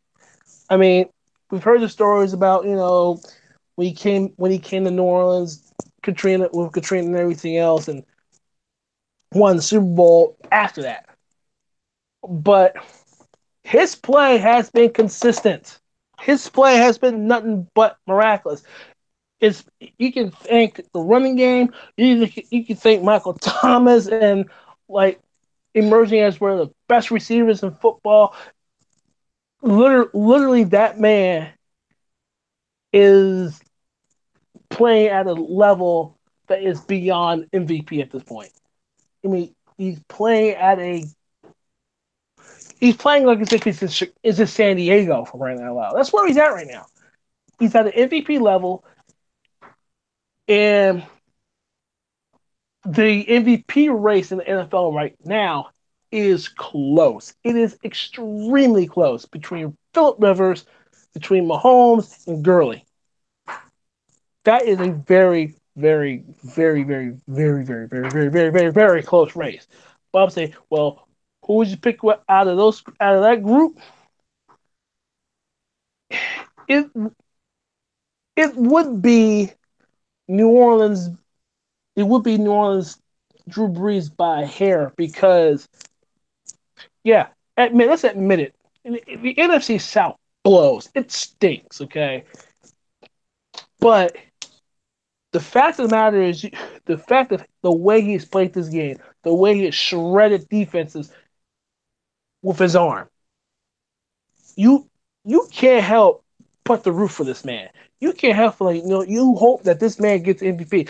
And I look as an Eagles fan, and as much want, we need to spoil the party. That is New Orleans Saints. You have to get credit to credit's due. Now, don't get me wrong. I agree with Kylie on the fact that when Nick came in the game, it's like, oh boy, we've seen this before. We've seen this before. Everything's gonna be fine. I have to admit, Drew Brees is the man. He is the athlete of the year for the men's side, but for the women's side, every gymnastic, every gymnast on the U.S. Olympic gymnastics team, they're the real MVP of when it comes down to the female athletes of the year. As much as what this the Me Too thing's been going on and sticking up as a team to tell them like this has been going on, hats off to them. They are the real MVP. Trey? Trey?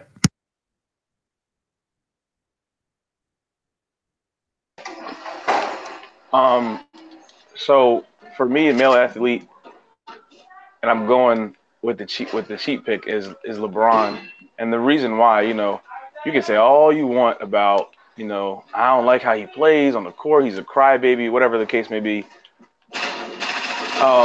You can say all that about him, but ultimately, LeBron James is off the court. You know, I mean, he's just a good guy off the court. He's always speaking out on social issues that affect the African American community. I mean, and then to top it all off, I mean, he actually built a whole school. I mean, and if you've seen, I mean, if you kept up with the whole school and uh, who it was built for, how it was built, the resources that the kids have access to, it's just amazing.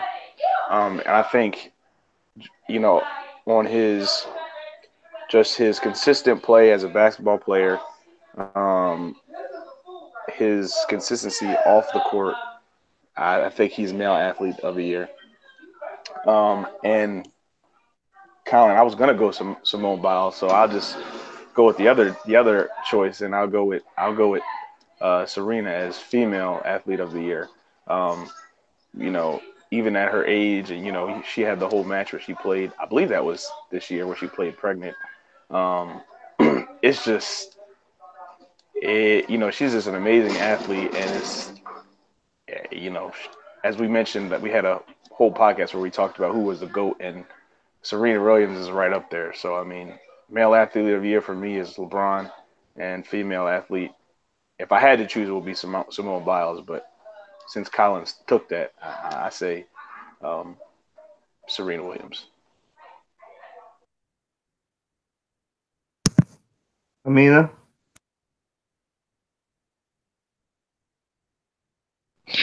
I'm going to start off with my female athlete of the year, and it happens to be Simone Biles. Happens to be for more reasons than what Kylan picked her for. I picked her because of the adversity she fought early on in her life. She was in the system, and when we all say the system, especially in the black community, we know what that means, the foster care system. Um, Not many children come out of the system and rise above it and go beyond and go do great things. And Simone Biles has done that. She is an example to black girls and brown girls all over. Her and her sister, her little sister, but specifically about Simone Biles. Simone Biles is battling health situations, and she's still getting gold medals, wiping records that haven't been seen since Dominique Dawes over 2 decades ago. Simone Biles is battling a kidney situation where her kidneys are right now not functioning at their maximum capacity. One of those matches she got all gold medals, and in during those matches she had physical kidney stones passing through her body, painful kidney stones, and she still got all gold medals. She stood up to a man that did her dirty, along with other young women in the USA Olympics gymnastics team, Larry Nassar. She stood up to him in court and faced the man that did evil to her, all the while battling what she's going through in her personal life. She was awarded a state. Her health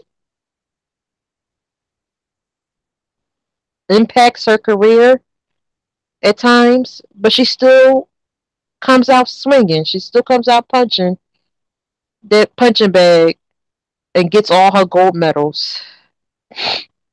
She recently made history and being the first American to get all gold medals in one gymnastics performance that hadn't been seen ever before. Like this little fireball, she's short in height. She's not even 5 feet. And she's a little fireball in the making. I don't know when she's going to be done gymnastics in her life, but she's going in the history books. I gotta give it to her. Like Simone Biles, girl, you put the magic in the black girl. Black girls rock. Go ahead, Simone Biles. Keep going and continue doing great things in 2019 and beyond. And may your health continue not being a hindrance to you getting gold medals. um, my male athlete of the year, I gotta give to Tom Brady. This man, this season, he officially has more playoff runs than Joe Montana and Peyton Manning. He knocked out several Peyton Manning records this season.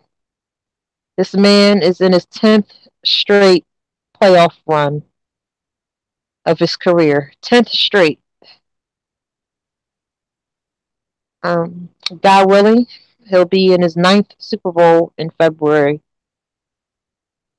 This man is the whole system of the New England Patriots. I don't think we're ever going to see a player of his magnitude in the NFL ever again. This man has had a season where people questioned him and said things and said he's 41 going on 42. He's not going to make it. He's hitting that age and came back out swinging like always.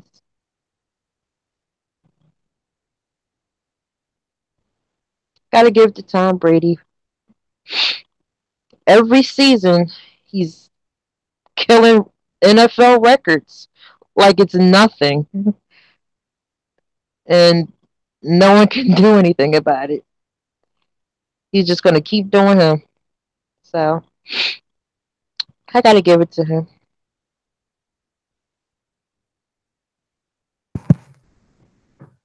All right, y'all. Best team of 2018. We'll start with Amina. Go ahead. Um, a little bit of bias. Y'all know this is going to be biased. I got to give it to my Warriors.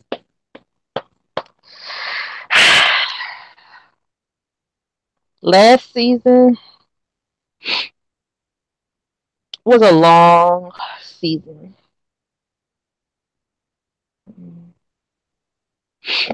We lost a few people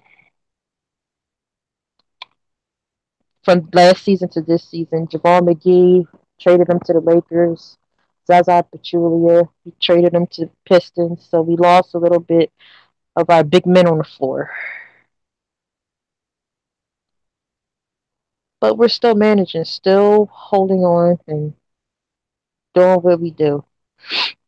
I got to give it to my team for back in June, officially tying with the Chicago Bulls in ring totals. I got to give it to my team for handing LeBron James his second sweep of his career. I got to give it to my team for winning our third chip in 4 years. And God willing, we'll do a three-peat in June coming. This team is special to me in my heart. This team comes out swinging. And every game I watch, they don't go out unless it's a fight.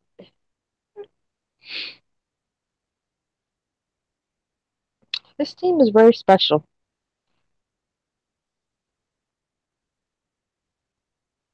I got to give it to my team.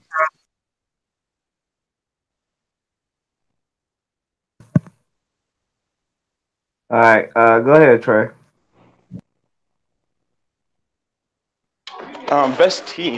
Best team. I'm like my brain is racing trying to think about that.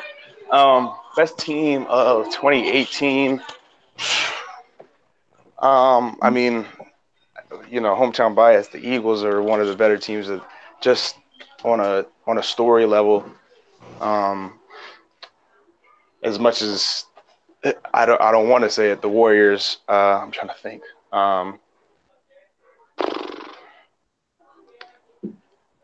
Yeah, I mean, I got to go as far as story wise and the camaraderie that the Eagles had in the locker room and on the field.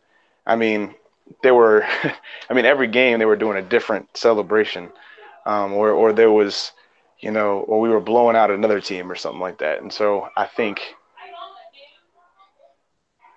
if you want to, I'll say of the first portion of 2018, I'd say the Eagles, and then I'd have to go with probably the Warriors, just because um, of the fact, especially because the majority of that team has been built off of just drafting rather than signing people in free agency. So Eagles, and I'll also say the Warriors as well.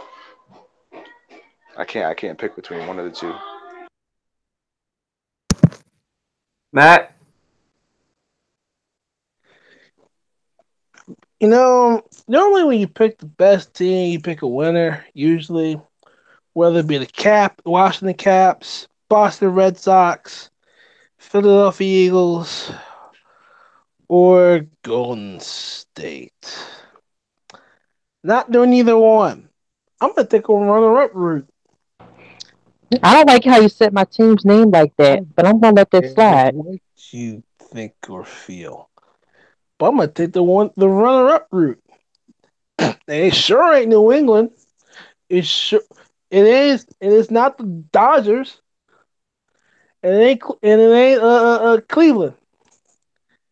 It's the Vegas Golden Knights. Here's why. Answer this question. I mean, when you think of an expansion team, right? Usually expansion teams don't do well in the first 3, 5, sometimes 10 years of their existence. It takes a while for them to garner, to get a winning season going. I think the fastest was the Florida Marlins in 5 years. Oops. What the fastest to go and win it. But the Vegas Golden Knights did was something nobody expected. They came in and literally was the best team in hockey. And this was an expansion team. I mean, honest with you, I did not expect. I mean, you expect this expansion team to go. You know what? They're about in the hockey season. They might win like 25 games. Struggling, but no, they went out and got a top-notch goaltender and played lights out hockey. Now, I know there's a lot of people in this podcast that don't watch hockey, pay no attention to hockey, don't care for hockey, don't give two squats about hockey, this and the third. But yet, hear me out. Hear my argument out. You have one of the best. I think it's Marc-Andre. Yeah, I think it was Marc-Andre Fleury, who, by the way, won previous Stanley Cups with the Penguins. Right. The thing is simply this: the Golden Knights went out and drafted him out of the expansion draft. I don't know how he obtained them, but the fact is they understood the hallmark of your team is great goaltending, and Marc-Andre Fleury provided that. With that being said, I mean, of course, they're your typical Vegas nonsense, theatrical pregame, whatever. The the Golden Knights literally is the team of the year based on how they got to the Stanley Cup Finals that fast, that quickly.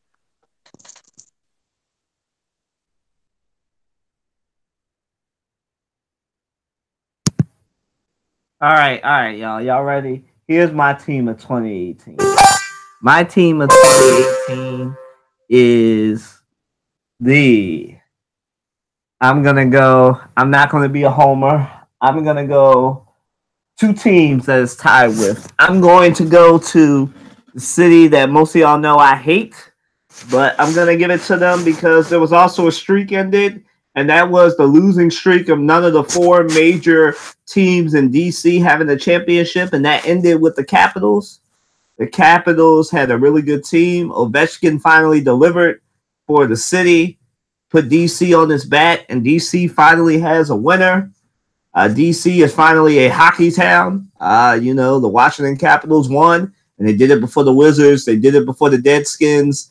Then they did it before the Not So Nationals. So, that's one of my teams of 2018. My other team of 2018 that I'm going to talk about in more detail, and I'm headed towards the main line because as Matt, as Amina, and as Trey know, for a while we only had one basketball team, even though it's not in Philadelphia. We only had one basketball team, and that was those Villanova Wildcats. Villanova Wildcats for a while was the only reliable team in Philadelphia that you could count on winning something. And they won. Now, they didn't go back-to-back, but they won 2 titles in the last 3 years. And the Villanova Wildcats. Now, they're not so super this year, but they won the championship. They've had some draft picks. They lost a lot of players towards the draft in the last 2 years. But it takes a lot for you to make noise in a sports town like Philadelphia and be a college team where people expect you to be in the tournament every year and not just be in the tournament. Because for a while, we just expected Villanova to get to the tournament. But for the last couple of years, they've been delivering championships. Now, you guys remember, they destroyed Kansas. They destroyed Michigan, and like I said, they lost a lot of players to the draft last year, but I mean, they're well coached. They're a great team. They dominate in the Big East, and they're just a really good team. So my 2 teams are the Capitals and the Villanova Wildcats. All right, guys, best story of 2018. I'm gonna start. I'm gonna go with. I'm gonna steal from Matt. The best story of 2018. Well, I've got 2. The best story of 2018 is, for me, was the activism in the face of the Larry Nassar thing. You really saw people becoming more than athletes. You saw Simone Biles. You saw Michaela Maroney, Olympians who got taken advantage of by a man that had too much power. And the fallout from that and what's going on with the Olympics, with the National Olympics Committee and the gymnastics, U.S. gymnastics and everything else. That's my story of 2018 because you don't see too many positive endings to a story like this. But we've had uproars on the campus of Michigan State. This is an international story because it's not just U.S. gymnastics who this is affecting. It's affecting the campus of Michigan State. And these women just rose up to the occasion, And so that's one. And then my other story is the continued breaking of the fourth wall in athletics. Like you have LeBron James show more than an athlete. You have Jamel Hill leaving ESPN to go explore her brand outside of ESPN. For a while, as reporters and as athletes, it was only the NBA or ESPN or Fox Sports or CBS that controlled what you do. But now we see more of this barrier breaking where we see Jamel Hill leaving ESPN and saying, I'd rather go work with The Atlantic and explore my brand and do more than just sports and do the intersection of sports, politics, and culture than I want to talk sports anymore. We have athletes and we have reporters coming up and saying, no, 45. You will not divide this country via sports. We have so much going on in activism in sports that is the story. I want to know who's going to be next. You got LeBron James in the NBA. You have Simone Biles in gymnastics, Serena Williams in tennis. I want to know who the next athlete is going to break the fourth wall and the next sports reporter that's going to be like, you know what? I'm bigger than the TV station, the media company I work for. I want to see what the next brand is going to be, what the next LeBron, what the next Colin Kaepernick is going to be. Now, those are my 2 stories of 2018. Matt? Well, I have a two stories actually. One up, one down. I want to start with with first the bad.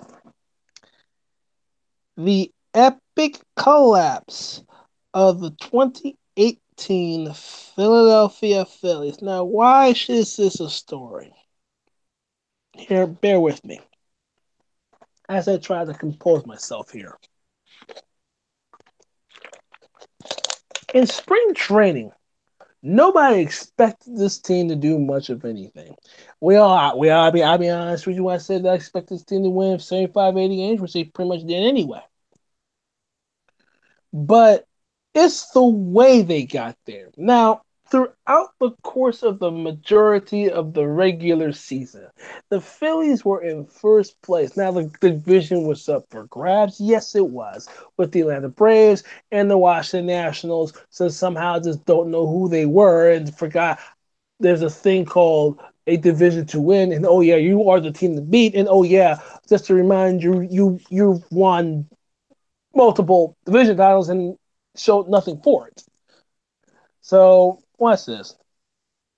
As I'm watching this game, I mean watching the season as it goes on, the Phillies are doing well. Gabe Kapler looked like, he's pushing the right buttons, albeit with question marks, with much of the fan base, including myself. Well, but it's I can pinpoint this. August 9th. That's when the ship started to sink. You get, and the best part was the Phillies were making moves. They got Wilson Ramos, Asdrubal Cabrera. They went out and got Joey Bats even. And you're sitting to yourself, oh yeah, and they got Justin Bour from the Marlins.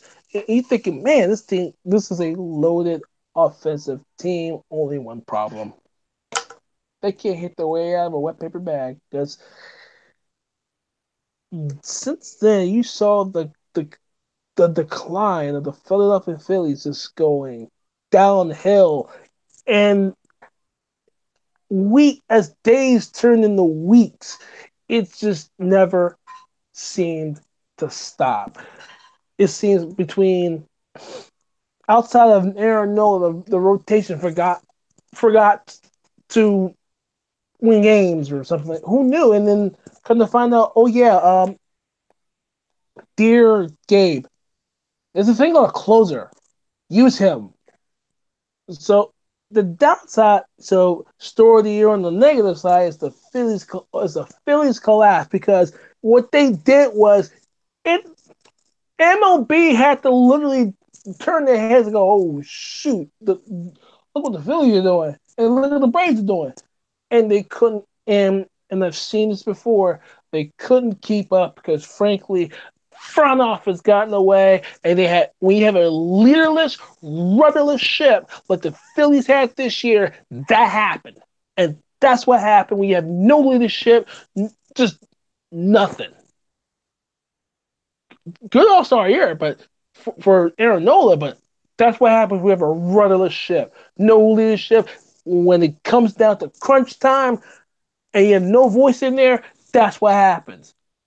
On the bright side of things, best story, and I'm keeping it local. Say what you want about the Super Bowl, but it means a lot to me as a fan and someone who grew up as an Eagles fan. The fact that the Philadelphia Eagles won the Super Bowl. The fact that no every other fan base that aren't Eagle fans have to recognize and the fact that we finally have one, and you cannot mock us for not having one.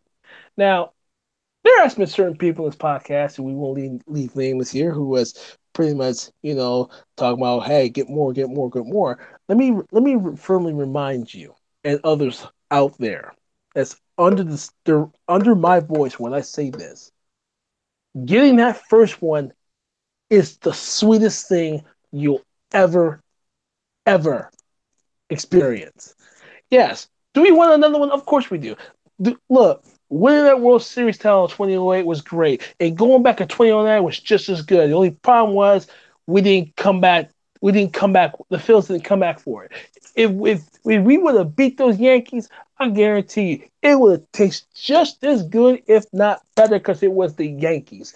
But the fact of the matter is, here it is. We're back in the Super Bowl against the same against this same Belichick, same Brady, only 4 or 5 Super Bowl wins later, and yet, guess what? We finally got one, and it feels so good. It tastes so good. It's like we know what a Super Bowl victory tastes feels like, and the road to get there, and all the adulation that goes along with it. The story of that team is enough in and of itself. Now, does it rival Villanova? No, no. But it's the point of the question of where were you when the Eagles won that Super Bowl? It's one of those questions. I mean, grown men crying. The fact that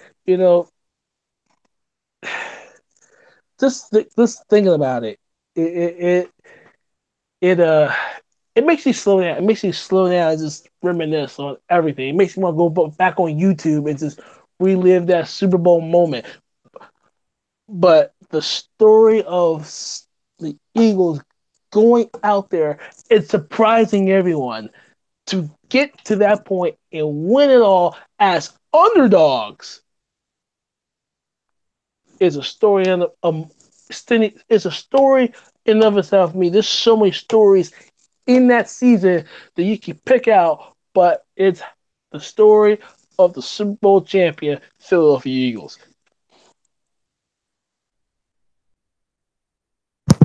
Trey? And we're on best story, right? Yep. Um, best story, man. I don't know. I be honest with you, I can't really pinpoint one particular. So, there was a lot of bad stories or good stories. Um, wow. Uh, I do like. Hmm, I don't know. I can't really pinpoint one. Without going again hometown bias. Because just to say, and I'll just make this point: the Eagles. I mean, the Eagles winning the Super Bowl. I mean, like that was like surreal, dog. We and just the way we did it to beat the Patriots in that fashion, to end it with with the defense making big plays like that, um, and then just the story with Nick Foles. Um, I mean that could be. I mean people who aren't even Eagles fans will look back at this and just see look at how great of a story that was. Um, Even looking at the parade. I mean, we had probably, in my opinion, the greatest, uh, you know, parade speech ever from Jason Kelsey. So I mean, and um, I mean, that story just alone was a great story. I mean, the Warriors, um, you know, going back to back, and that whole storyline there was a great story of 2018. So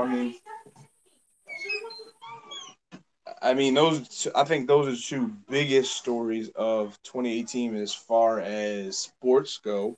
And I'm sure there's some other stories, um, but I think that's um,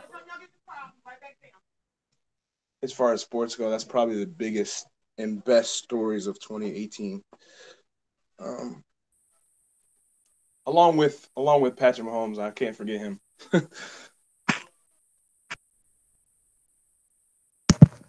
Mina?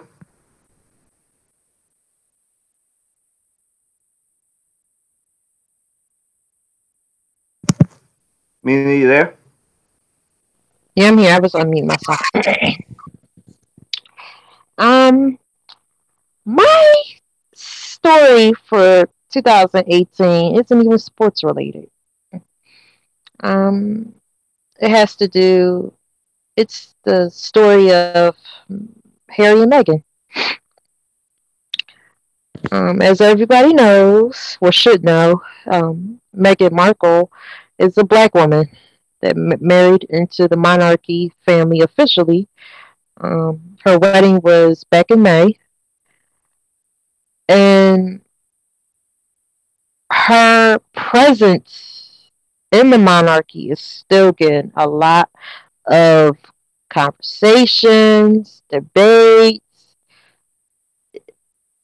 This was a historic moment that we probably, unless her children marry black, we won't see this ever again. I don't think. This was once in a century type of situation. When I researched it, when the wedding was going on, it hadn't been a black person, or even a person of American background, marrying into that family for over 100 years. Megan is from born and raised in Los Angeles, California. Harry born and raised in the UK. So what that means with the two of them joining together and them having a baby in the spring, she's due for her first child, is that it's going to be a lot of conversations coming from the birth of their first child in the spring, because their child is going to have dual citizenship between the US and the UK. And right now, both countries don't have the best relationships with one another. Um, the child is, yes, going to have dual citizenship, and the fact that Harry picked a woman that's about 3 years older than him, a black woman, and he was with so many other women of his own racial background, and he picked a black woman to marry, says a lot about her character. They met through mutual friends almost 3 years ago, and he proposed to her the next year, and then in the next year they got married. So a sweet love story of a friend putting another friend together, and they got together, and the rest is history. But the fact that she's a black woman in a position that most black women can only think of, it was truly a historic moment. I watched the wedding on television in May, and it was more sweeter than William and Kate's back in 2011. It was a very modest and humble service they had. But we're going to be seeing a lot coming out of the birth of this baby, because this baby joins two great countries together. And I don't know what the future holds with the birth of this child, whether it's a girl or boy. We won't know until after it's born, but it, it's going to be a lot that's going to be said. I mean, I don't know what the child's future holds or what the child's going to plan on doing, but because the child has dual citizenship and the child is actually a member of the monarchy, the child can do a lot on political grounds and racial grounds. So this was huge for Meghan to marry Harry. It was more than a marriage. It was a global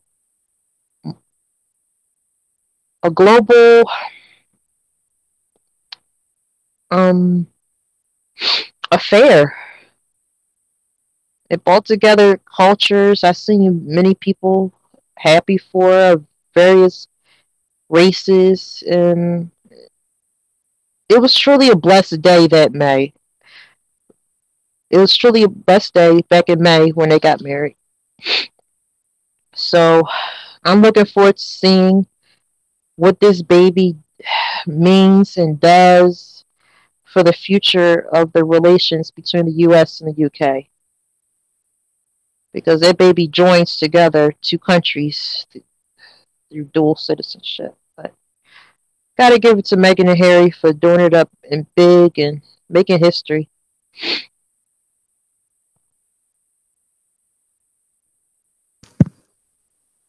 All right. So, what will be the big story in 2019? Amina, go ahead. Um, the biggest story of 2019 is going to be a political whirlwind.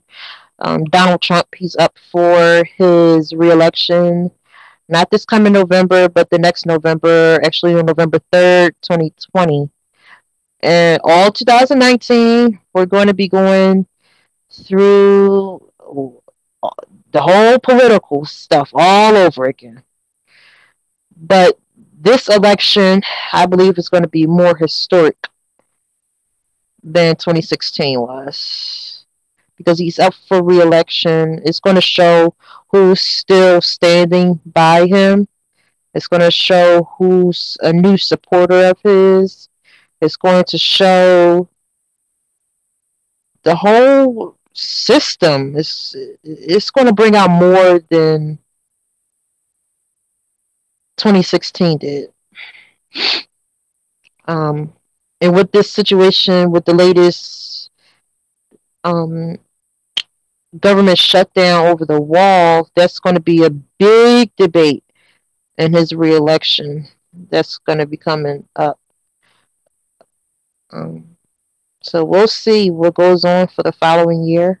But 2019, we're going to see politics at its epic proportions. Get ready for the debates, the rallies, the infomercials, the commercials.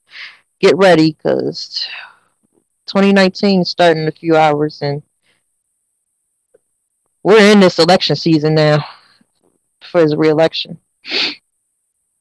And people are coming out of the woodworks, and that GoFundMe page, it's still up. I think it's near 20 I'm mil. gonna stop you right there. I'm gonna tell you something. These people ain't come out of the How, woodwork. how, They've been how, out of the woodwork hush, for a hush. minute. Where I'm you not talking been? about his. I'm not talking about his These people are supporters. nuts. They're I, insane. They're dangerous. Where you been? I'm not talking about his supporters. I'm talking about the people for the wall, the GoFundMe page. People are coming out the woodworks and they're adding money to it. What I I'm know. saying, I'm telling what you, that's what nothing new. what I'm saying is that that GoFundMe page shows how many people are going to vote for him. That GoFundMe page is more than what it was made for by the three-time amputee veteran with the Purple Heart. It, it, it means a lot at this point, and it needs to be talked about because it's going to show a lot, and it is showing a lot. And now that the guy set up a petition for it to get it even more going, 2019, we're in this now. Ain't no running away from politics in 2019. You're either gonna talk about it, ignore it, or whatever. But yeah, his reelection season is gonna be insane.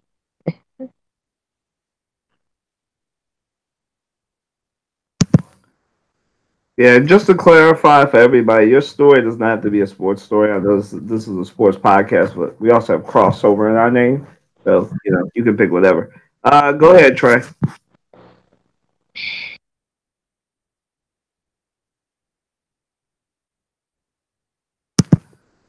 Trey, you there? Mm. All right, go ahead, Matt. We'll get back to Trey later.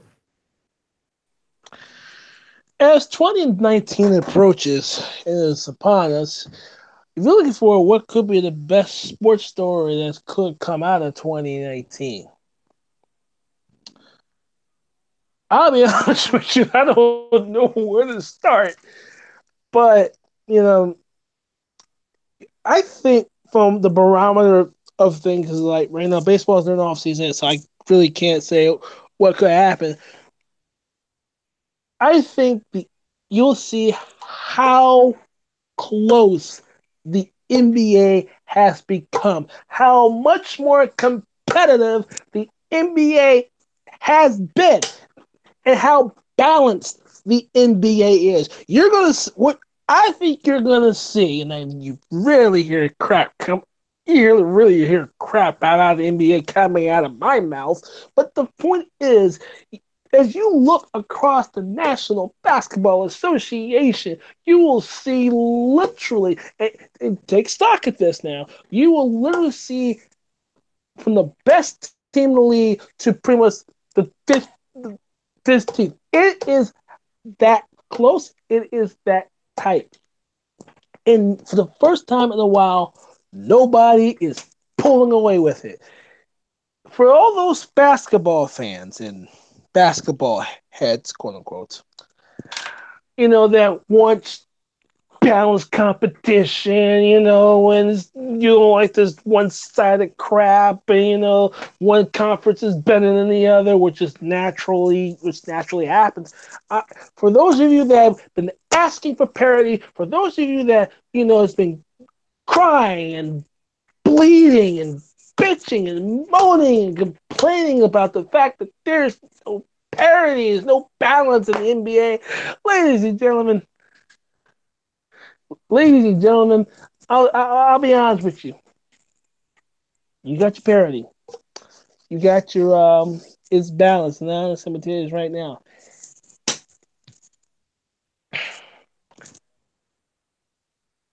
This whoever's in the postseason by the end of it all, honestly, something crazy is gonna come out of it.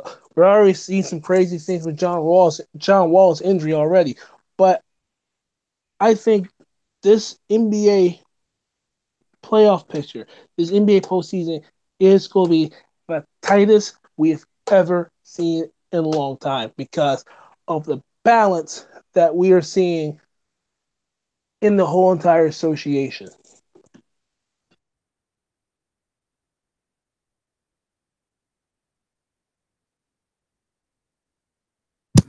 All right, we're gonna try Trey again. Trey, you there?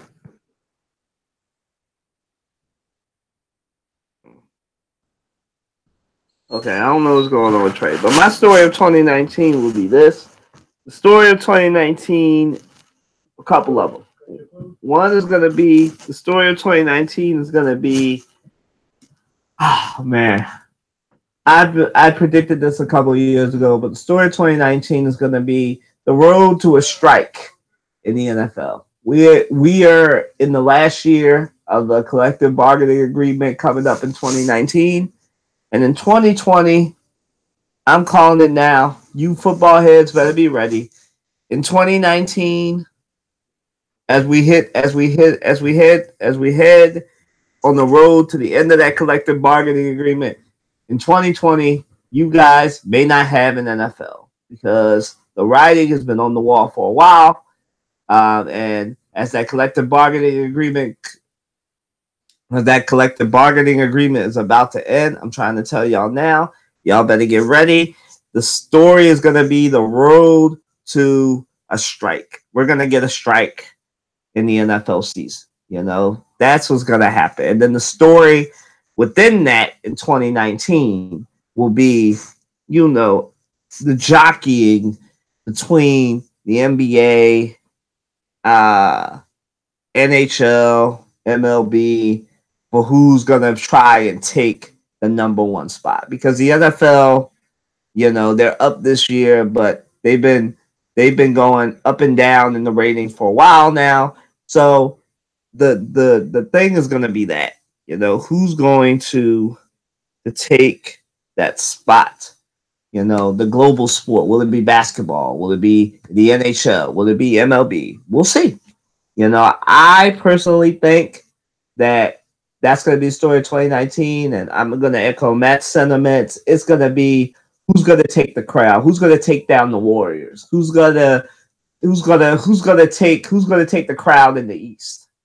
Yeah, the story of 2019 is going to be the two major sports, the NFL and the NBA. But basketball is going to be, can they keep cutting in, and can they be the number one sport again? For the NFL, is going to be, how do you keep trying to maintain control when you have players that want to be more activists, and you're still going to have the Colin Kaepernick, the CTE, and all that hanging over your head? And there will be a strike come 2020 when that collective bargaining agreement is over. That's your story of 2019. That was the New Year's Eve edition of the Crossover Sports Podcast. That was episode 102. We are back, at least for the time being. We'll have another episode. We got to have one before the national title game. So we'll have one either Friday or Saturday. They'll try to work out those details. And I want to thank Amina. I want to thank Trey. I want to thank Matt for all that, for their support and coming out on New Year's Eve. I know they probably have more important things to do to celebrate the end of 2018. We thank you guys for listening, whether you listen now or listen later. Have a great New Year's Eve, a great new year, and let's start 2019 off right. Let's celebrate your accomplishments, celebrate the failures, because in failure there's always a lesson to learn that will improve you for future success. That's a Kylanism. Thank you all for listening. This is the Crossover Sports Podcast. Follow us on Twitter. Leave a like. Check out WatsonSportsTakes.com. Check out this YouTube channel for more podcast episodes. And share the podcast episode with friends, because one sports maniac knows another sports maniac who just might like this podcast. All right, guys. Sign it off. Have a great New Year's Eve. Be safe out there tonight.